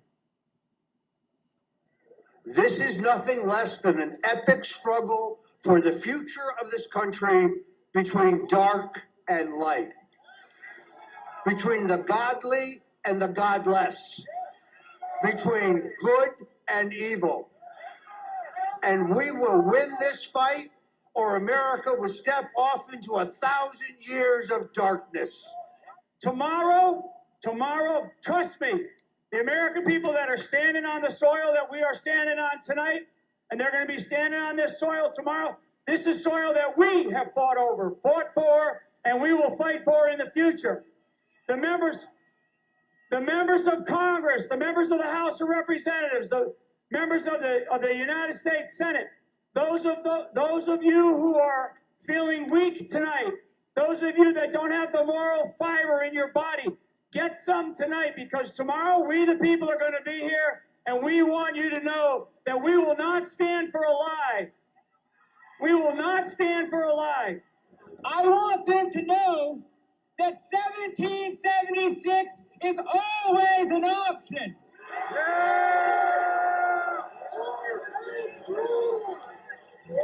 These degenerates in the deep state are going to give us what we want, or we are going to shut this country down. is 1776. 1776. 1776. 1776. At 5:05 p.m., as the Freedom Plaza rally was underway just blocks away, President Trump tweeted, "Washington is being inundated with people who don't want to see an election victory stolen by emboldened radical left Democrats. Our country has had enough. They won't take it anymore." To the crowds gathering in D.C., he added, "We hear you and love you from the Oval Office." The committee has learned that on January 5th, there were serious concerns at Twitter about the anticipated violence the next day. Listen to what the Twitter witness told us about their desperate efforts to get Twitter to do something. What was your gut feeling on the night of January 5th? I believe I sent a Slack message to someone that said something along the lines of, when people are shooting each other tomorrow, I will try and rest in the knowledge that we tried. And so I went to, I don't know that I slept that night, to be honest with you. I was on pins and needles. Because again, for months, I had been begging and anticipating and attempting to raise the reality that if we made no intervention into what I saw occurring, people were going to die. And on January 5th, I realized no intervention was coming. Even as hard as I had tried to create one or implement one, there was nothing, and we were at the limbs and the mercy of a violent crowd that was locked and loaded. And just for the record, this was content that was echoing statements by the former president, but also Proud Boys and other known violent extremist groups. Yeah. There were also concerns among members of Congress. We have a recently released recording of a conversation that took place among Republican members in the U.S. Capitol on the eve of January 6th. This is Republican Congresswoman Debbie Lesko from Arizona, who led some of the unfounded objections to the election results. I also asked leadership to come up with a safety plan for members. I'm actually very concerned about this because we have who knows how many hundreds of thousands of people coming here. We have Antifa. We also have, quite honestly, Trump supporters who actually believe that we are going to overturn the election. And when that doesn't happen, most likely will not happen, they are going to go nuts. That same evening, as President Trump listened to the rally from the Oval Office, he was also working on his speech to be delivered the next day. And based on documents we've received from the National Archives, including multiple drafts of the president's speech, as well as from witness testimony, we understand how that speech devolved into a call to action and a call to fight. One of the first edits President Trump made to his speech was to incorporate his 5:05 p.m. tweet, revising his speech to say, "All of us are here today, do not want to see our election victory stolen by emboldened radical left Democrats. Our country has had enough. We will not take it anymore." He also added, "Together, we will stop the steal." President Trump's edits continued into the morning of January 6th. And as you can see from the president's daily diary here, the president spoke to his chief speechwriter, Stephen Miller, for over 25 minutes that morning. Following his call with Mr. Miller, President Trump inserted for the first time a line in his speech that said, quote, "And we will see whether Mike Pence enters history as a truly great and courageous leader. All he has to do is refer the illegally submitted electoral votes back to the states that were given false and fraudulent information where they want to recertify." No prior version of this speech had referenced Vice President Pence or his role during the joint session on January 6th.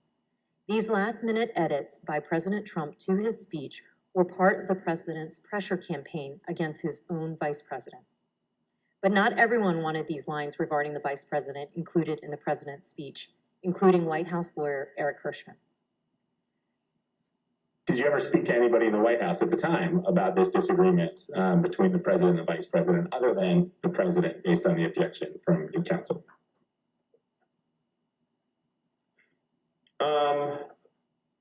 Maybe had a brief conversation about it with Eric Hirschman. Tell me about that. What do you remember him saying to you about this disagreement? I just remember him saying that that he had a I don't want to get this wrong. Sort of something to the effect of thinking that it would be counterproductive. I think he thought to discuss the matter publicly. So it came up in the context of editing the president's speech on January the 6th? I just came up with the conversation where Eric knew it was in the speech, and so he had a sidebar with me about it. And so the speechwriters took that advice and removed the lines about Vice President Pence. Later that morning at 11:20 a.m., President Trump had a phone call with the vice president. And as the committee detailed in an earlier hearing, that phone call was, by all accounts, tense and heated. During this call, the vice president told the president that he would not attempt to change the outcome of the election. In response, the president called the vice president of the United States a wimp and other derogatory words.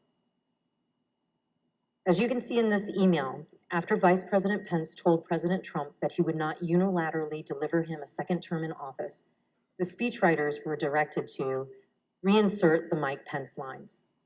Here is how one of the speechwriters described President Trump's last-minute change to the speech. And as I recall, there was a very tough sentence about the vice president that was added. President Trump wanted to use his speech to attack Vice President Pence in front of a crowd of thousands of angry supporters who had been led to believe the election was stolen. When President Trump arrived at the ellipse to deliver his speech, he was still worked up from his call with Vice President Pence. And although Ivanka Trump would not say so, her chief of staff gave the committee some insight into the president's frustration. It's been reported that you ultimately decided to attend the rally because you hoped that you would calm the president and keep the event on an even keel. Is that accurate? No, I don't know who said that or where that came from. What did she share with you about why it was concerning that her father was upset or agitated after that call with Vice President Pence in relation to the Ellipse rally? Why did that matter? Why did he have to be calmed down, I should say? Well, she shared that he had called the vice president a not an expletive word. I think that bothered her, and I think she could tell based on the conversations and what was going on in the office that he was angry and upset, and people were providing misinformation. And she felt like she might be able to help calm the situation down, at least before he went on to stage. The president did go on stage, and then he gave the speech that he wanted to give. It included the formal changes he had requested the night before and in that morning, but also many important last-minute ad-lib changes. A single scripted reference in the speech to Mike Pence became 8. A single scripted reference to rallygoers marching to the Capitol became 4, with President Trump ad-libbing that he would be joining the protesters at the Capitol. Added throughout his speech were references to fighting and the need for people to have courage and to be strong. The word peacefully was in the staff-written script and used only once. Here are some of these ad-lib changes that the president made to his speech. Because you'll never take back our country with weakness. You have to show strength and you have to be strong. So I hope Mike has the courage to do what he has to do. And I hope he doesn't listen to the rhinos and the stupid people that he's listening to. We fight like hell. And if you don't fight like hell, you're not going to have a country anymore. But we're going to try and give our Republicans, the weak ones, because the strong ones don't need any of our help. We're going to try and give them the kind of pride and boldness that they need to take back our country. So let's walk down Pennsylvania Avenue. White House counsel Pat Cipollone and his deputy did not attend the speech, and they were concerned that the statements in the speech about the election were false. In fact, the message that President Trump delivered that day was built on a foundation of lies. He lied to his supporters that the election was stolen. He stoked their anger. He called for them to fight for him. He directed them to the U.S. Capitol. He told them he would join them, and his supporters believed him, and many headed towards the Capitol. As a result, people died. People were injured. Many of his supporters' lives will never be the same. President Trump's former campaign manager, Brad Parscale, recognized the impact of the speech immediately. And this is what he said on January 6 in excerpts from text messages to Katrina Pearson. Mr. Parscale said, quote, "This is about Trump pushing for uncertainty in our country, a sitting president asking for civil war." And then when he said, "This week I feel guilty for helping him win," Katrina Pearson responded, "You did what you felt right at the time, and therefore it was right." Mr. Parscale added, "Yeah, but a woman is dead. And yeah, if I was Trump and I knew my rhetoric killed someone." When Ms. Pearson replied, "It wasn't the rhetoric," Mr. Parscale said, "Katrina, yes, it was."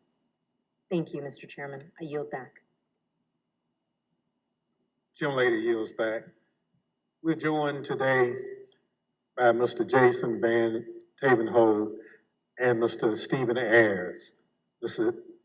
Peyton Holt is an artist and journalist. He's a former spokesman of the Oath Keepers and a former close associate of Elmer Stewart Rhodes, the founder and president of the Oath Keepers, who has been charged with seditious conspiracy in relation to the Capitol attack. Mr. Van Tatenhove broke with the Oath Keepers and has since spoken out forcefully against the violent group. Mr. Ayers is a former supporter of President Trump. He answered the president's call to come to Washington, D.C. on January 6th. He marched to the Capitol on the president's orders. He pleaded guilty last month to disorderly and disruptive conduct at the Capitol. Mr. Ayers, who no longer supports President Trump, came forward voluntarily to share his story as a warning. I will now swear in our witnesses. The witnesses will please stand and raise their right hand. Do you swear or affirm under penalty of perjury that the testimony you're about to give is the truth, the whole truth, and nothing but the truth, so help you God? Thank you. You may be seated. Let the record reflect that the witnesses answered in the affirmative. I recognize myself for questions. Today, we've discussed how President Trump summoned an angry mob of supporters to Washington, D.C., many of whom came prepared to do battle against police and politicians alike. We're fortunate enough to be joined by two witnesses who can help us understand who was in the mob that day. Both hardcore violent extremists like the Oath Keepers and Proud Boys and average Trump supporters swept up in the fervor of the day. Mr. Van Tatenhove, can you help us understand who the Oath Keepers are? I can, thank you. My time with the Oath Keepers began back at Bundy Ranch, that first standoff, when I went to cover them as an independent journalist. I then subsequently covered two more standoffs, the Sugar Pine Mine standoff and the White Hope Mine standoff. It was at that time that I was offered a job as national media director and an associate editor for the webpage. So I spent a few years with the Oath Keepers, and I can tell you that They may not like to call themselves a militia, but they are. They're a violent militia, and they are largely Stewart Rhodes. I think rather than try to use words, I think the best illustration for what the Oath Keepers are happened January 6th, when we saw that stacked military formation going up the stairs of our Capitol. I saw radicalization that started with my beginning of my time with them and continued over a period of time as the member base and who it was that Stewart Rhodes was courting drifted further and further right into the alt-right world, into white nationalists, and even straight up racists. And it came to a point where I could no longer continue to work for them. But the Oath Keepers are a dangerous militia that is in large part fed by the ego and drive of Stewart Rhodes, who at times seemed to see himself as this paramilitary leader. I think that drove a lot of it. So in my opinion, the Oath Keepers are a very dangerous organization. Well, thank you very much. You've talked a little bit about that danger. So what is the Oath Keepers' vision for America, and why should Americans be concerned about it? I think we saw a glimpse of what the vision of the Oath Keepers is on January 6th. It doesn't necessarily include the rule of law. It doesn't necessarily include, it includes violence. It includes trying to get their way through lies, through deceit, through intimidation, and through the perpetration of violence. The swaying of people who may not know better through lies and rhetoric and propaganda that can get swept up in these moments. And I'll admit I was swept up at one point as well too. But I don't know if that answers the question. Well, it does, and you talk about being swept up. So at what point did you break with the Oath Keepers? There came a point, there were many red flags, and I probably should have broke with them much earlier than I did. But the straw that broke the camel's back really came when I walked into a grocery store. We were living up in the very remote town of Eureka, Montana, and there was a group of core members of the group of the Oath Keepers and some associates, and they were having a conversation at that public area where they were talking about how the Holocaust was not real. And that was, for me, something I just could not abide. And, you know, we were not wealthy people at all. We were barely surviving, and it didn't matter. I went home to my wife, my kids, and I told them that I've got to walk away at this point. I don't know how we're going to survive or where we're going to go or what we're going to do, but I just can no longer continue, and put in my resignation. Thank you very much. Mr. Ayers, there were many people in the crowd that day, January 6th, including you, who were not part of an extremist group. I'd like to start by having you tell the American people a little bit about yourself. Can you tell us about your life before January 6th? Yeah, basically nothing but a family man and a working man. Worked at the company, a cabinet company up in Northeast Ohio for going on 20 years. You know, family's my life. I was a supervisor there, so that took up a lot of my other, a lot of my free time. Other than that, with my family, camping, playing basketball, playing games with my son. Just what any ordinary American citizen, family man would do. Yep, exactly. So this committee has reviewed thousands of hours of surveillance footage from January 6th. During this review, we identified you entering the Capitol as we see in this video. Mr. Ayers, why did you decide to come to Washington on January 6th?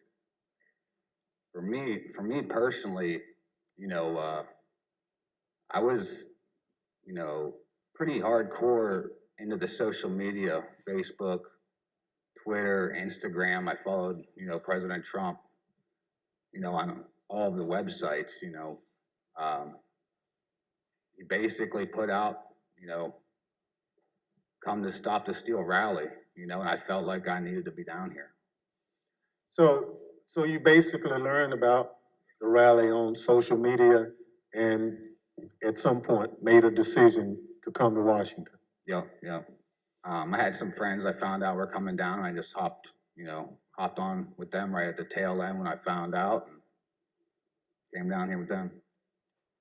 Thank you very much. The chair recognizes the vice chair, Ms. Cheney of Wyoming, for any questions she may have. Thank you very much, Mr. Chairman. Mr. Ayers, when you entered the Capitol last year, did you believe that the election had been stolen? At that time, yeah, you know, everything that I was seeing online, I definitely believed that that's exactly what that was the case. And when you heard from President Trump that the election was stolen, how did that make you feel? Oh, I was very upset, as were most of his supporters. You know, that's basically what got me to come down here. And do you still believe the election was stolen? Not so much now. I got away from all the social media when January 6th happened. Basically deleted it all. You know, I started doing my own research and everything. And for me, for something like that to be that, for that to actually take place, it's too big. You know, there's no way you can keep something like that quiet, as big as something like that. You know, with all the lawsuits being shot down one after another, that was mainly what convinced me. Well, and I think that's very important. And we've also talked about today and in previous hearings, the extent to which the president himself was told that the election hadn't been stolen by his Justice Department, by his White House counsel, by his campaign. Would it have made a difference to you to know that President Trump himself had no evidence of widespread fraud? Oh, definitely. You know, who knows? I may not have come down here then. You know. Thank you very much, Mr. Chairman. I yield back. Gentlelady yields back. Chair recognizes the gentlewoman from Florida, Ms. Murphy. Thank you, Mr. Chairman. You know, earlier today, we showed how Donald Trump's December 19th tweet summoned both extremist groups as well as rank and file supporters of President Trump to come to Washington, D.C., average Americans. He told them to, quote, be there, we'll be wild, and they came. We showed how how President Trump repeatedly told them, fight, fight, fight, and they marched to the Capitol. Mr. Ayers, you were in that crowd at the rally, and then the crowd that marched to the Capitol. When you arrived on the ellipse that morning, were you planning on going to the Capitol? No, we didn't actually plan to go down there. You know, we went basically to see the Stop the Steal rally, and that was it. So why'd you decide to march to the Capitol? Well, basically, you know, the president, you know, got everybody riled up, told everybody to head on down. So we basically were just following what he said. After the president's speech, as you're marching down to the Capitol, how did you feel? I was, you know, I'm angry, you know, after everything that was basically said in the speech. You know, a lot of the stuff he said, he already put out in tweets. I've already seen it and heard it before. So, I mean, I was already worked up, and so were most of the people there. So as you started marching, did you think there was still a chance the election would be overturned? Yeah, at that time I did, you know, because everybody was kind of like in the hope that, Vice President Pence was not gonna certify the election. Also the whole time on our way down there, I kept hearing about this big reveal I remember us talking about, and we kind of thought maybe that was it. So that hope was there. Did you think that the president would be marching with you? Yeah, I think everybody thought he was gonna be coming down. He said in his speech, kind of like he's gonna be there with us. So, I mean, I think I believed it. I understand. We know that you illegally entered the Capitol that afternoon and then left the Capitol area later on. What made you decide to leave? Basically, when President Trump put his tweet out, we literally left right after that come out. To me, if he would have done that earlier in the day, 1:30, we wouldn't be in this, maybe we wouldn't be in this bad of a situation or something. Thank you. Mr. Chairman, I yield back. Chair recognizes the gentleman from Maryland, Mr. Raskin. Thank you, Mr. Chairman.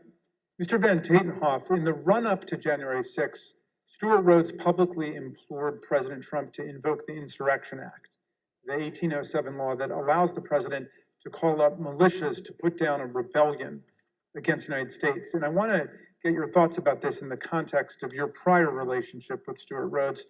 I understand that you had conversations with Rhodes about the Insurrection Act. Why was he so fixated on that? And what did he think it would enable the Oath Keepers to do? Well, I think it gave him a sense of legitimacy, that it was a path forward to move forward with his goals and agendas. I think we need to quit mincing words and just talk about truths. And what it was going to be was an armed revolution. I mean, people died that day. Law enforcement officers died this day. There was a gallows set up in front of the Capitol. This could have been the spark that started a new civil war, and no one would have won there. That would have been good for no one. He was always looking for ways to legitimize what he was doing, whether by wrapping it in the trappings of it's not a militia, it's a community preparedness team. We're not a militia, we're an educational outreach group. It's a veteran support group. But again, we've got to stop with this dishonesty and the mincing of words and just call things for what they are.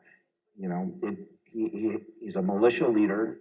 He had these grand visions of being a paramilitary leader, and the Insurrection Act would have given him a path forward with that. The fact that the president was communicating, whether directly or indirectly, messaging, kind of that gave him the nod.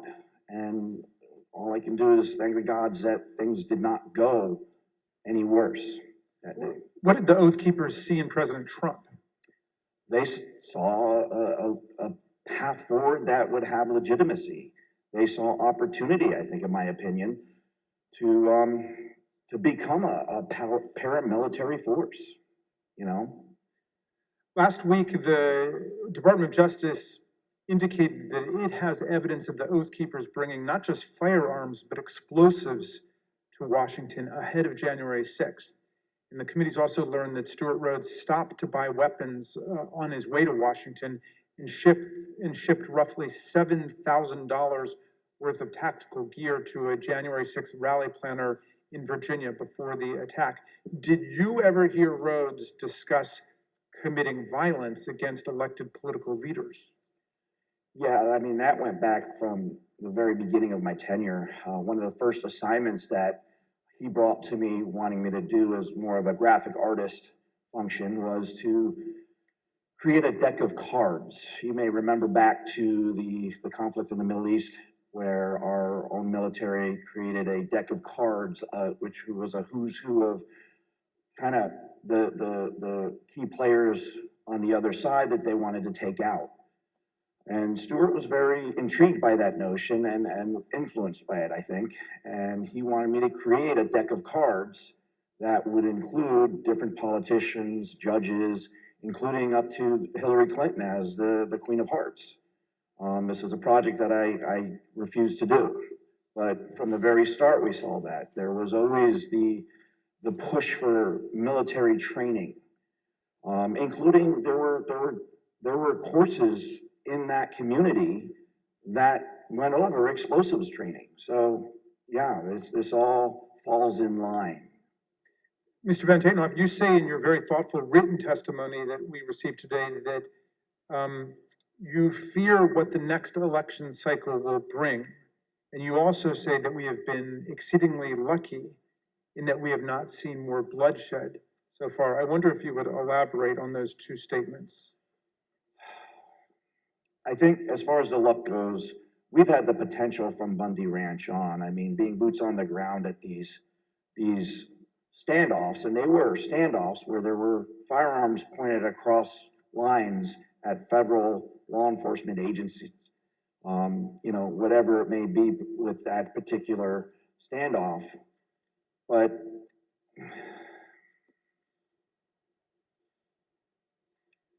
I think we've gotten exceedingly lucky that more bloodshed did not happen because the potential has been there from the start. And we got very lucky that the loss of life was, and as tragic as it is, that we saw on January 6th, the potential was so much more. Again, all we have to look at is the iconic images of that day with the gallows set up for Mike Pence, for the Vice President of the United States. You know, and I do fear for this next election cycle because who knows what that might bring. If a president that's willing to try to instill and encourage to whip up a civil war amongst his followers using lies and deceit and snake oil, and regardless of the human impact, what else is he going to do if he gets elected again? All bets are off at that point.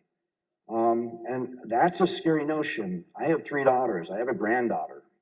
And I fear for the world that they will inherit if we do not start holding these people to account.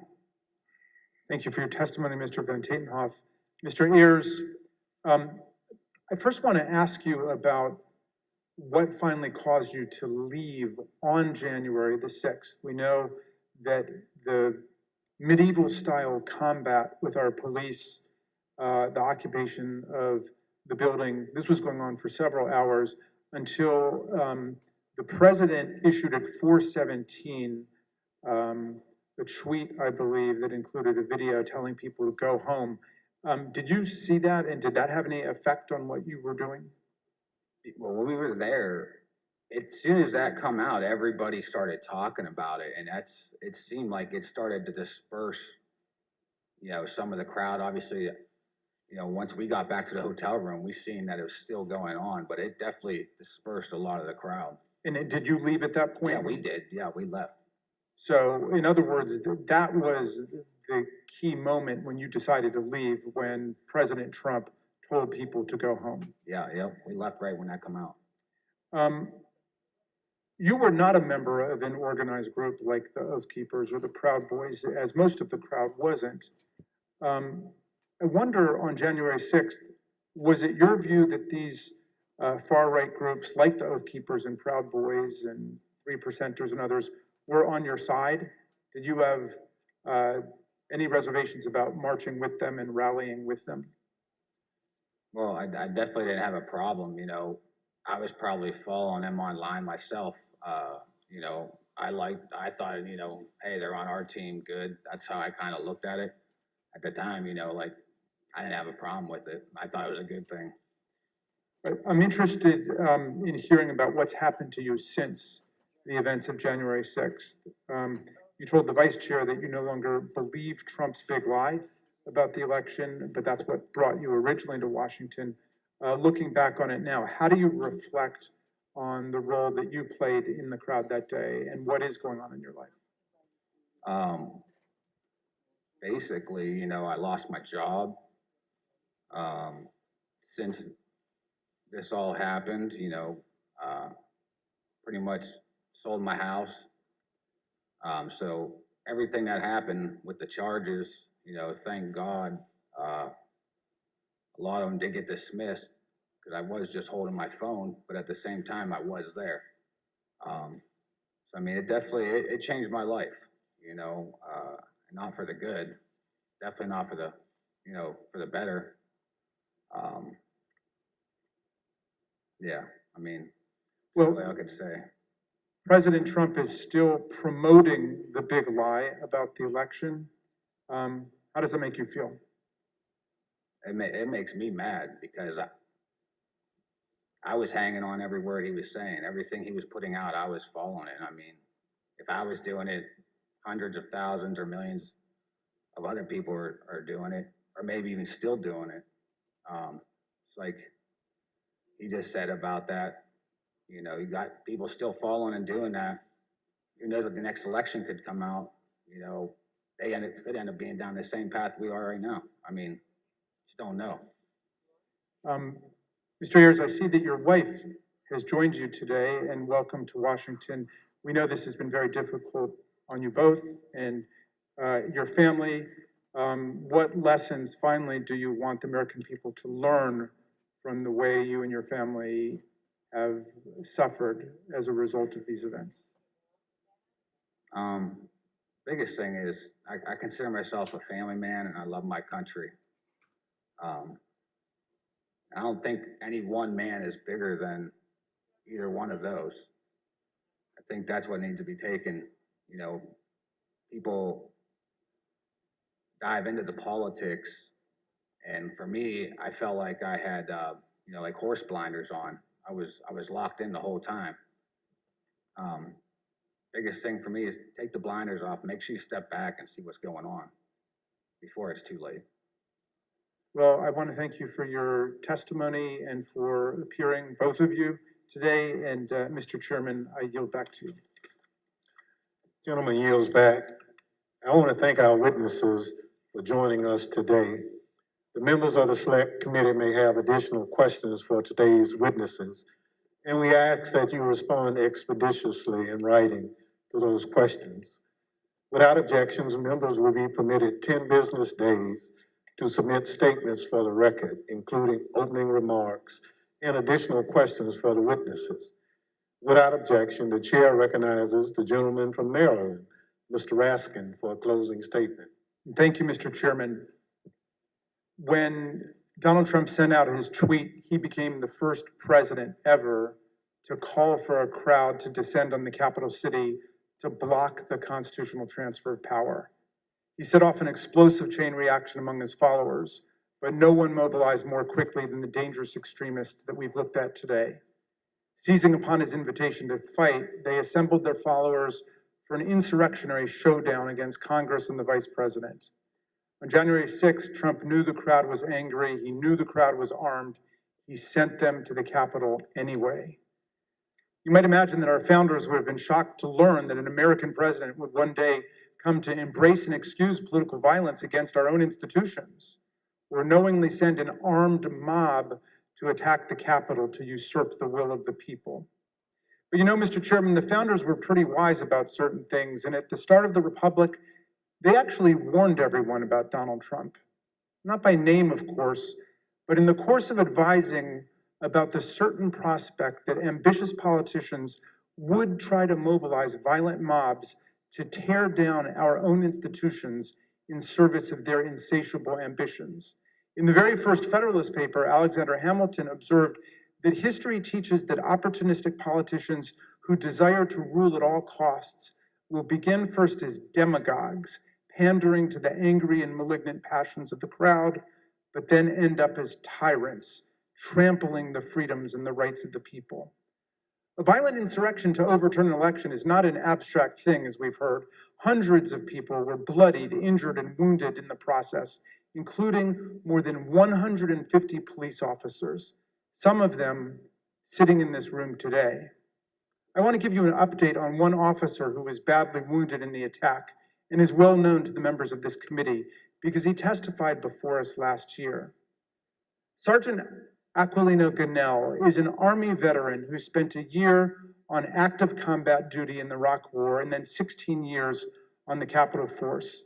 Nothing he ever saw in combat in Iraq, he has said, prepared him for the insurrection, where he was savagely beaten, punched, pushed, kicked, shoved, stomped, and sprayed with chemical irritants, along with other officers, by members of a mob carrying hammers, knives, batons, and police shields taken by force, and wielding the American flag against police officers as a dangerous weapon. Last month, on June 28th, Sergeant Cannell's team of doctors told him that permanent injuries he has suffered to his left shoulder and right foot now make it impossible for him to continue as a police officer. He must leave policing for good and figure out the rest of his life. Sergeant Cannell, we wish you and your family all the best. We are here for you. We salute you for your valor, your eloquence, and your beautiful commitment to America. I wonder what former President Trump would say to someone like Sergeant Cannell, who must now go about remaking his life. I wonder if he could even understand what motivates a patriot like Sergeant Cannell. In his inaugural address, Trump introduced one commanding image: American carnage. Although that turn of phrase explained little about our country before he took office, it turned out to be an excellent prophecy of what his rage would come to visit on our people. Mr. Ayers just described how the trust he placed in President Trump as a camp follower derailed his life and nearly wrecked his reputation and his family. A few weeks ago, we heard Shay Moss and her mother, Ruby Freeman, Speaker Rusty Bowers from Arizona, and Georgia Secretary of State Brad Raffensperger describe how hate-filled intimidation campaigns by Trump and his followers made them prisoners in their homes and drove their stress and anxiety to soaring new heights when they refused to do Trump's bidding. American carnage, that's Donald Trump's true legacy. His desire to overthrow the people's election and seize the presidency interrupted the counting of electoral college votes for the first time in American history, nearly toppled the constitutional order, and brutalized hundreds and hundreds of people. The Watergate break-in was like a Cub Scout meeting compared to this assault on our people and our institutions. Mr. Chairman, these hearings have been significant for us and for millions of Americans, and our hearing next week will be a profound moment of reckoning for America. But the crucial thing is the next step.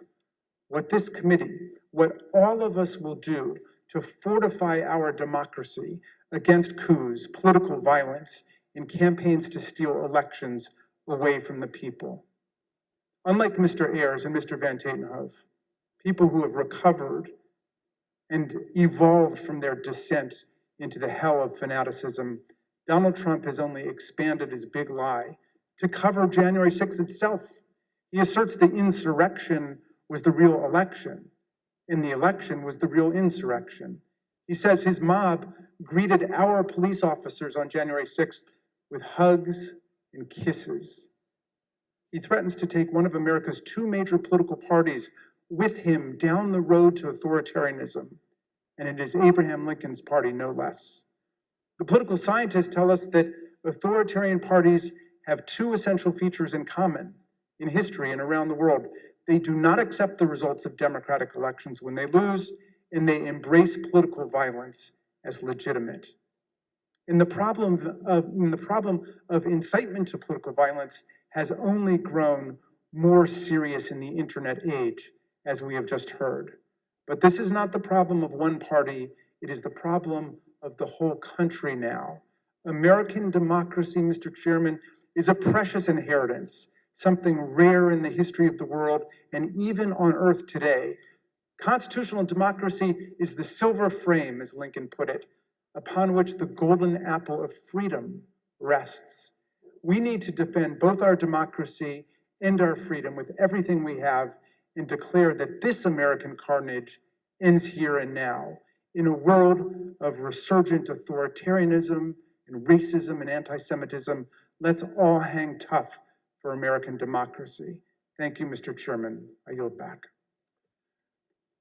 Gentleman yields back. Without objection, the chair recognizes the gentlewoman from Florida, Ms. Murphy, for a closing statement. Thank you, Mr. Chairman.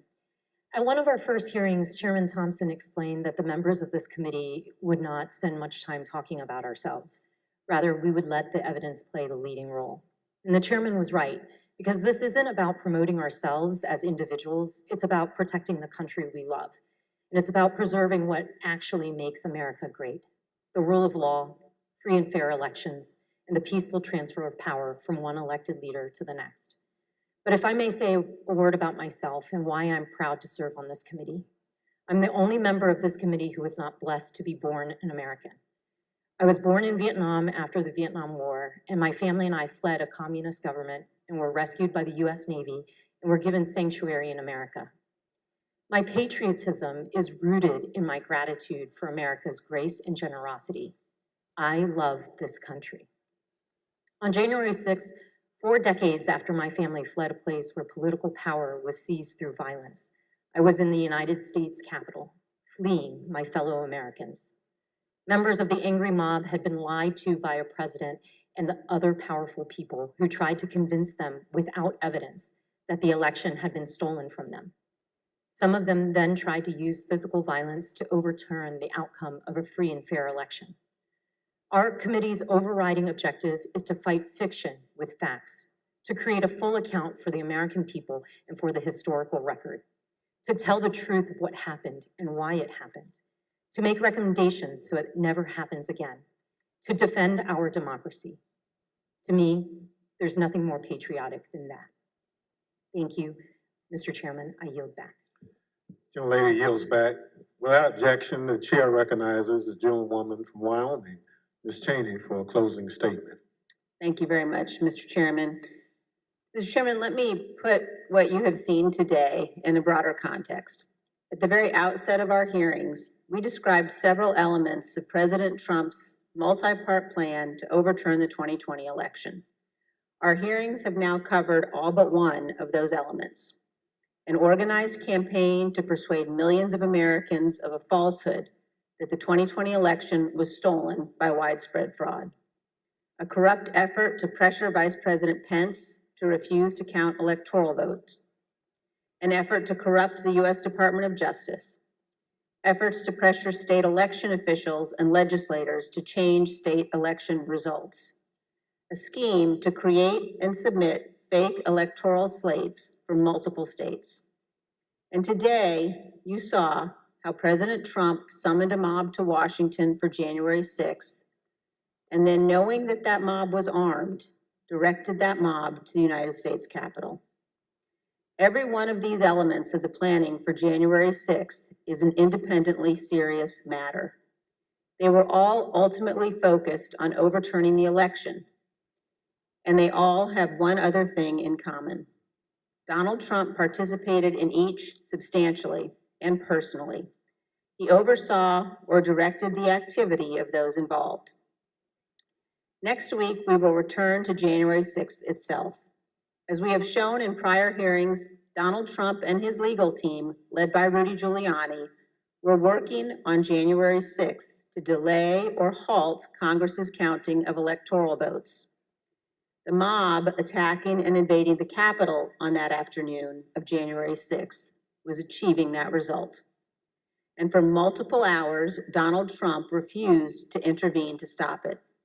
He would not instruct the mob to leave or condemn the violence.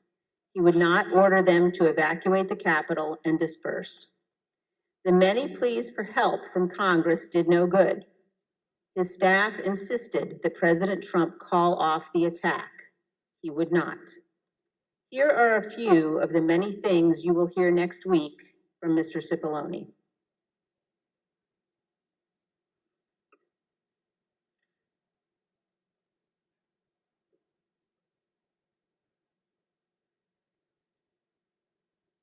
Was that right? I was another story. Okay. Was it necessary for you to continue to push for a statement directing people to leave all the way through that period of time until it was ultimately issued after? I felt it was my obligation to continue to push for that, and others felt it was their obligation as well. Would it have been possible at any moment for the president to walk down to the podium in the briefing and talk to the nation at any time between when you first gave them that advice at 2 o'clock and 4:17 on the video statement. Would that have been possible? Would it have been possible? Yes. Yes, it would have been possible. And you will hear that Donald Trump never picked up the phone that day to order his administration to help. This is not ambiguous. He did not call the military. His Secretary of Defense received no order. He did not call his Attorney General. He did not talk to the Department of Homeland Security. Mike Pence did all of those things. Donald Trump did not. We will walk through the events of January 6th next week, minute by minute. And one more item. After our last hearing, President Trump tried to call a witness in our investigation, a witness you have not yet seen in these hearings. That person declined to answer or respond to President Trump's call and instead alerted their lawyer to the call. Their lawyer alerted us, and this committee has supplied that information to the Department of Justice. Let me say one more time, we will take any effort to influence witness testimony very seriously. Thank you, Mr. Chairman. I yield back. Thank you, gentlelady yields back. In my opening, I mentioned how we look to our leaders to serve as a fail-safe if people in this country refuse to accept the results of an election. That's part of the way those in positions of public trust uphold their oath, how they show fidelity to the Constitution. In the run-up to January 6th, Donald Trump had an obligation to tell his supporters to accept the results of the election. Instead, he urged them to further along the path toward mob violence. The idea of mob violence makes me think of another sort of fail-safe. All across this country, there are different ideas about what role the federal government should play in our lives. In fact, up here on this dais, there are plenty of different ideas. But there are moments when the institutions of our federal government are the fail-safe. I am from a part of the country where, had it not been for the federal government and the Constitution, my parents and many more Americans like them would have continued to be treated as second-class citizens. The freedom to be able to vote without harassment, travel in relative safety, and dine and sleep where you choose is because we have a government that looks over the well-being of its citizens. This is especially important in moments of crisis. When we have a natural disaster that state governments can't handle on their own, when there's an emergency that requires action by our public health services or our military, we have a federal government. What happened on January 6, 2020 was another one of those moments in history that test the strength of our federal government. January 6th was an attack on our country. It was an attack on our democracy, on our Constitution. A sitting president with a violent mob trying to stop the peaceful transfer of power from one president to another. It still makes my blood boil to think of it. In a moment like that, what would you expect to see? You expect to see the President of the United States sitting behind a resolute desk in the Oval Office, assuring the American people that the attack would be repelled and the threat would be dealt with. You would expect to be reassured that there was a fail-safe. Instead, the President of the United States sent the mob. He disregarded the advice of the people who had taken an oath to the Constitution. He oversaw a scheme aided by people whose loyalty was only to Donald Trump. There's nothing we can compare that to. There's nothing in our great nation's history that has ever come close to that sort of betrayal and dereliction. Thank goodness, our system of government held in spite of a commander-in-chief who worked in opposition to what the Constitution designed. When this committee reconvenes, we'll tell the story of that supreme dereliction by the Commander-in-Chief, how close we came to a catastrophe for our democracy, and how we remain in serious danger. The chair requests those in the hearing room remain seated until the Capitol Police have escorted witnesses and members from the room. Without objection, the committee stands adjourned.